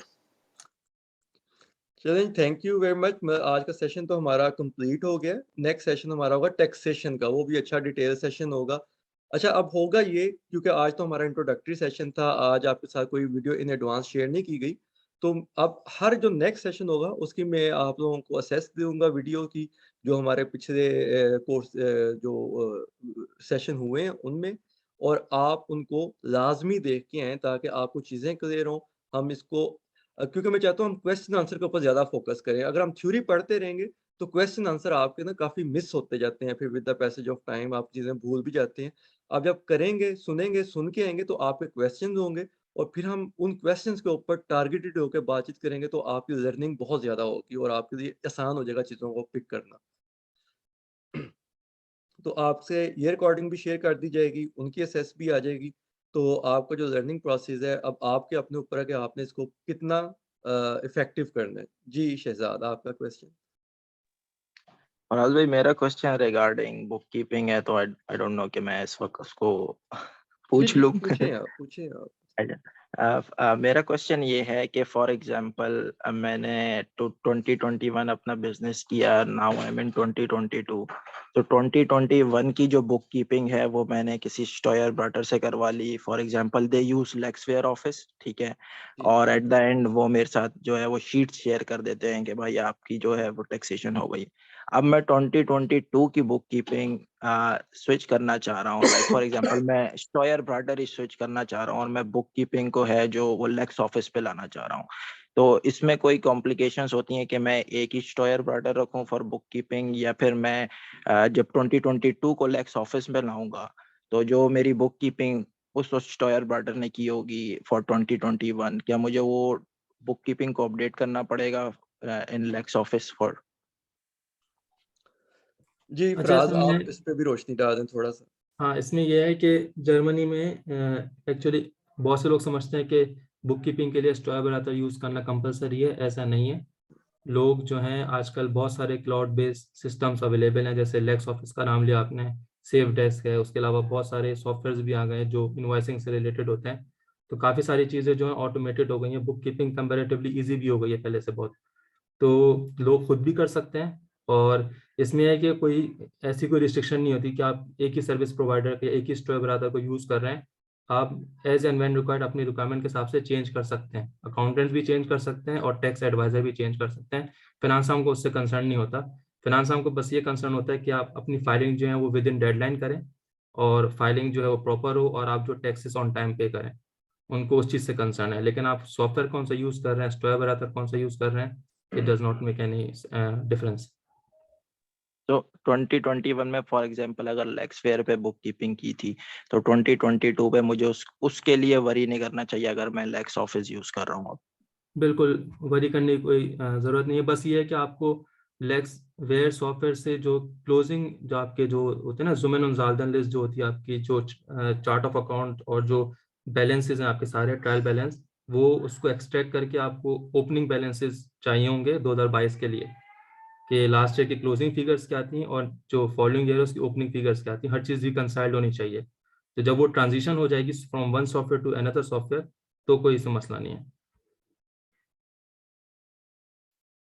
जी, सही। आप और बात जी, जी, आपका रह गया सवाल, बिल्कुल करें आप। जी, तो इसमें एक चीज़ है कि जिस तरह अब आप इंस्टॉयर ब्रोडर को देते हैं तो उनके पास अपने सॉफ्टवेयर होते हैं। फॉर एग्जांपल उनके पास अपना लेक्सवेयर का सॉफ्टवेयर, उन्होंने उसी पे करके हमारे साथ at the end sheet share कर दी।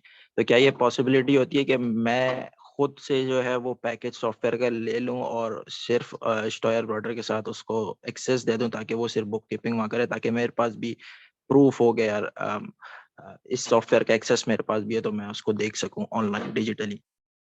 बिल्कुल ऐसे ही है, जैसे लेक्स ऑफिस है ना, लेक्स ऑफिस मैं भी यूज़ कर रहा हूँ काफ़ी क्लाइंट्स के लिए। तो लेक्स ऑफिस में एक ऑप्शन होता है कि आप स्टॉय ब्राउज़र को लिमिटेड एक्सेस दे सकते हैं ऑनलाइन। तो स्टॉय ब्राउज़र जर्मनी में जैसे उनका फेवरेट सॉफ्टवेयर है दातिव, वो दातिव यूज़ करते हैं यारस अब्सोल्यूट प्रिपेयर करने के लिए। तो अब बुक कीपिंग अगर बंदा खुद करना चाह रहा है या खुद उसके पास सफिशिएंट टाइम है कि वो खुद एलोकेशन कर सकता है ट्रांजेक्शन की, तो वो खुद भी कर सकता है। किसी अकाउंटेंट को जैसे मैं हूँ, हमें हमारी सर्विसेज भी ले सकते हैं। तो साल के एंड में अगर बुक कीपिंग प्रॉपर होगी, सारी जो ट्रांजेक्शन्स एलोकेटेड होंगी इनकम और एक्सपेंसेस की, तो आप जस्ट उस स्टोर ब्राउज़र को एक्सेस दे सकते हैं और वो आपकी जो यारस अब्सोल्यूट है वो सारी उससे इंफॉर्मेशन वहाँ से रिट्रीव करके प्रिपेयर कर सकता है।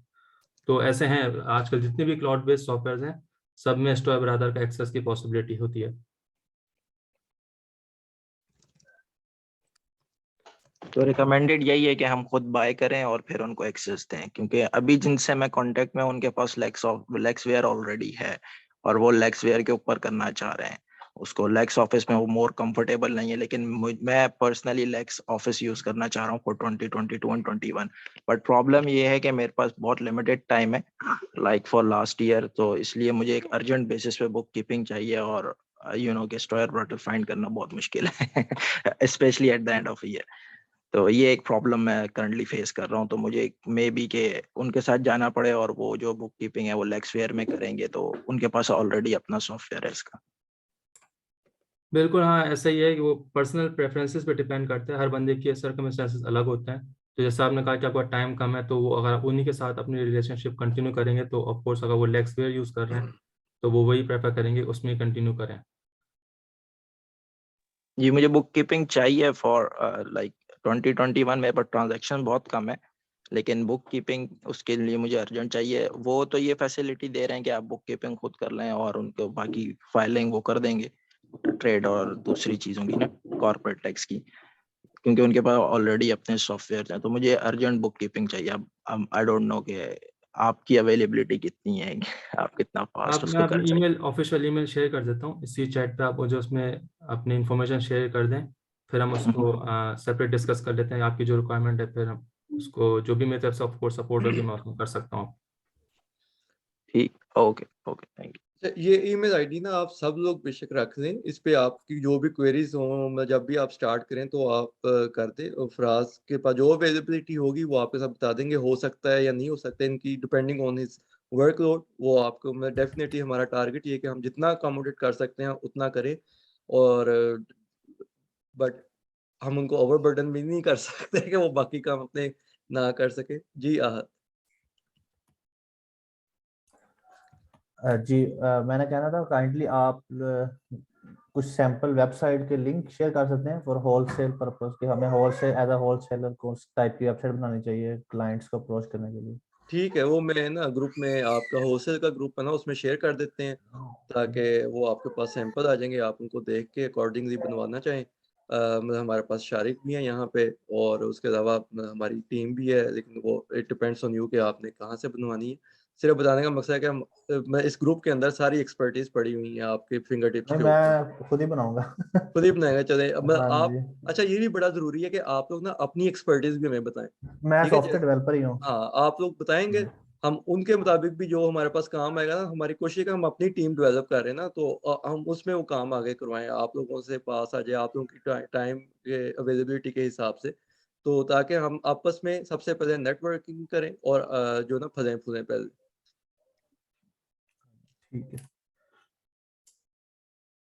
चलिए, अगर और कोई क्वेश्चन नहीं है तो इसको क्लोज करते हैं। अच्छा, मैं ग्रुप में आप लोगों के साथ फेसबुक का ग्रुप भी शेयर करूंगा ग्रीन वेव का, उसमें आप में से तकरीबन सभी लोग हैं भी, इन केस अगर कोई नहीं है वो उसमें ऐड हो। और आप लोग प्लीज हर क्लास के बाद कोशिश करें कि कुछ ना कुछ फीडबैक उस पर दें कि आपने क्या सीखा है, ताकि हमें भी थोड़ा पता चले कि आपको क्या चीज़ें समझ आई हैं। वो इसी सूरत समझ आएंगी जब आप थोड़ी सी फीडबैक देंगे, जी हमने कंपनी फॉर्मेशन का सीखा या उसमें टाइप्स का सीखा, ताकि थोड़ा हमें पता भी चलेगा कि हम क्या डिलीवर कर रहे हैं, कोई चीज़ आपकी तरफ आ भी रही है या नहीं आ रही, या कोई बैरियर तो नहीं है। और थोड़ा-सा उसपे ये भी होगा कि लोगों को भी पता चलेगा कि आप लोग मौजूद हैं, आपका ये नॉलेज है। अगर कल को किसी को एक्सपर्टीज़ चाहिए, तो वो आपसे डायरेक्टली भी राब्ता करके आपको एंगेज कर सकते हैं। मतलब that can also be a source of income for you in coming time. तो लेकिन वो उसी सूरत होगा जब लोगों को आप बताएँगे कि आपने क्या किया या आप क्या कर रहे हैं। तो ये हमने सेमिनार्स में भी बात देखी भी, कुछ लोग ऑलरेडी अपना ये चीज़ें शेयर करके पाकिस्तान से या यूके से क्लाइंटेज लेके काम कर रहे हैं, उनसे अर्न भी कर रहे हैं। तो the same possibility stands for you guys कि आप लोग भी बताएँ ग्रुप्स के अंदर कि आप लोगों के पास क्या एक्सपर्टीज़ आ चुकी हुई है, क्या आप सीखे हैं, ताकि जो लोग काम करना चाहते हैं जर्मन मार्केट में, वो मतलब हमें भी कॉन्टैक्ट करते हैं, वो आपको भी डायरेक्टली कॉन्टैक्ट कर सकते हैं और आप भी उनके साथ इन्वेस्टमेंट करें या जो आप उनके पार्टनर बन सकते हैं। तो अपॉर्च्युनिटीज़ आप लोगों के लिए भी खुल जाती हैं। वीडियो जो है पे यूट्यूब लिंक वो भी मैं शेयर कर रहा हूँ ग्रुप के अंदर, दोनों ग्रुप्स के अंदर कर दूँगा, होलसेल वालों के लिए भी, पीएल वालों के लिए भी। और जो आप लोगों को असेस देनी है नेक्स्ट कोर्सेज़ की, वो भी मैं साथ-साथ शेयर करता जाऊँगा, ताकि आप लोग इफ़ेक्टिवली अपने टाइम को यूटिलाइज़ करें, ठीक है? तो इन केस अगर कोई और क्वेश्चन नहीं है, तो फिर हम चलते हैं इंशाल्लाह। नेक्स्ट सैटरडे को मिलेंगे सेम टाइम पे। और बाकी आप तैयारी करें, मेहनत करें, और मतलब हम लोगों की सपोर्ट, हर तरह की लीगल सपोर्ट भी साथ है और मोरल सपोर्ट भी साथ। Thank you very much Faraz भाई। प्लीज़ मुझे जो न्यू व्हाट्सएप की लिस्ट है, जो न्यू ग्रुप मेंबर्स है, उसमें प्लीज़ मुझे ऐड कर दीजिएगा। नहीं, न्यू नहीं बनी हुई, पुरानी में ही ऐड किया ना, जिसमें आप ऑलरेडी हैं। अच्छा, फिर ठीक है, थैंक यू, हाँ जी, हाँ फिर जी। ठीक। वो होलसेल का हमने अलग ग्रुप बनाया है और पीएल का अलग ग्रुप है, क्योंकि चीज़ें फिर मिक्स नहीं होना। तो जो ग्रुप आप जिसमें हैं, उसी में ही हमने न्यू ट्रेनीज़ को ऐड किया है, ताकि एक आप लोगों की अपनी नेटवर्किंग भी शुरू हो जाएगी वहाँ पे। और जो सही। सीनियर्स हैं, उनके जो क्वेश्चन आएँगे फ्यूचर के हवाले से, वो आप लोगों को भी पता चलने, मतलब जो नए आ रहे हैं, उनको भी पता चलने शुरू हो जाएँगे। तो वो एक फ्लो ऑफ इन्फॉर्मेशन फास्ट हो जाएगा आप लोगों के लिए ना, मतलब जो नए हैं स्पेशली उनके लिए। चलें ठीक, that's good idea, thank you. हाँ, थैंक यू। चलें, थैंक यू वेरी मच। जी, ताहिर आपका सवाल है? जी, फराज भाई मुझे आवाज़ आपकी चली गई है ज़रा। ग्रुप में भी नहीं आ रही है आवाज़ अभी? जी, जी, अब आई है। मैं कह रहा हूँ मुझे व्हाट्सएप ग्रुप में ऐड कर दीजिएगा, क्योंकि मैं ठीक अभी है, किसी क्योंकि ग्रुप में वो भी मैं नहीं हूँ। बता रहा हूँ, आपने ना रजिस्ट्रेशन कल आपने लास्ट मोमेंट में की है, तो मैं कल बर्लिन में था पूरी रात में, और शारिक हम उधर ही रहे हैं। मैं सुबह 8 बजे वापस आया हूँ हैम्बर्ग में, अभी सिर्फ़ 2 घंटे सो के ना, तो आज ये सेशन कर रहा हूँ। शारिक भी इसी तरह 9-10 बजे जी, वापस वो आया, तो तो अपडेट्स थे आपके फेसबुक पे। तो वो इस वक़्त हम ना कुछ कर नहीं सके मज़ीद, इसलिए मैंने आपको अलग से लिंक सेंड कर दिया था ग्रुप में ऐड किए बगैर ही। ठीक है? चलें ठीक है, बहुत चलें, बहुत थैंक मेहरबानी। You very much. ओके जी, अल्लाह हाफ़िज़। फिर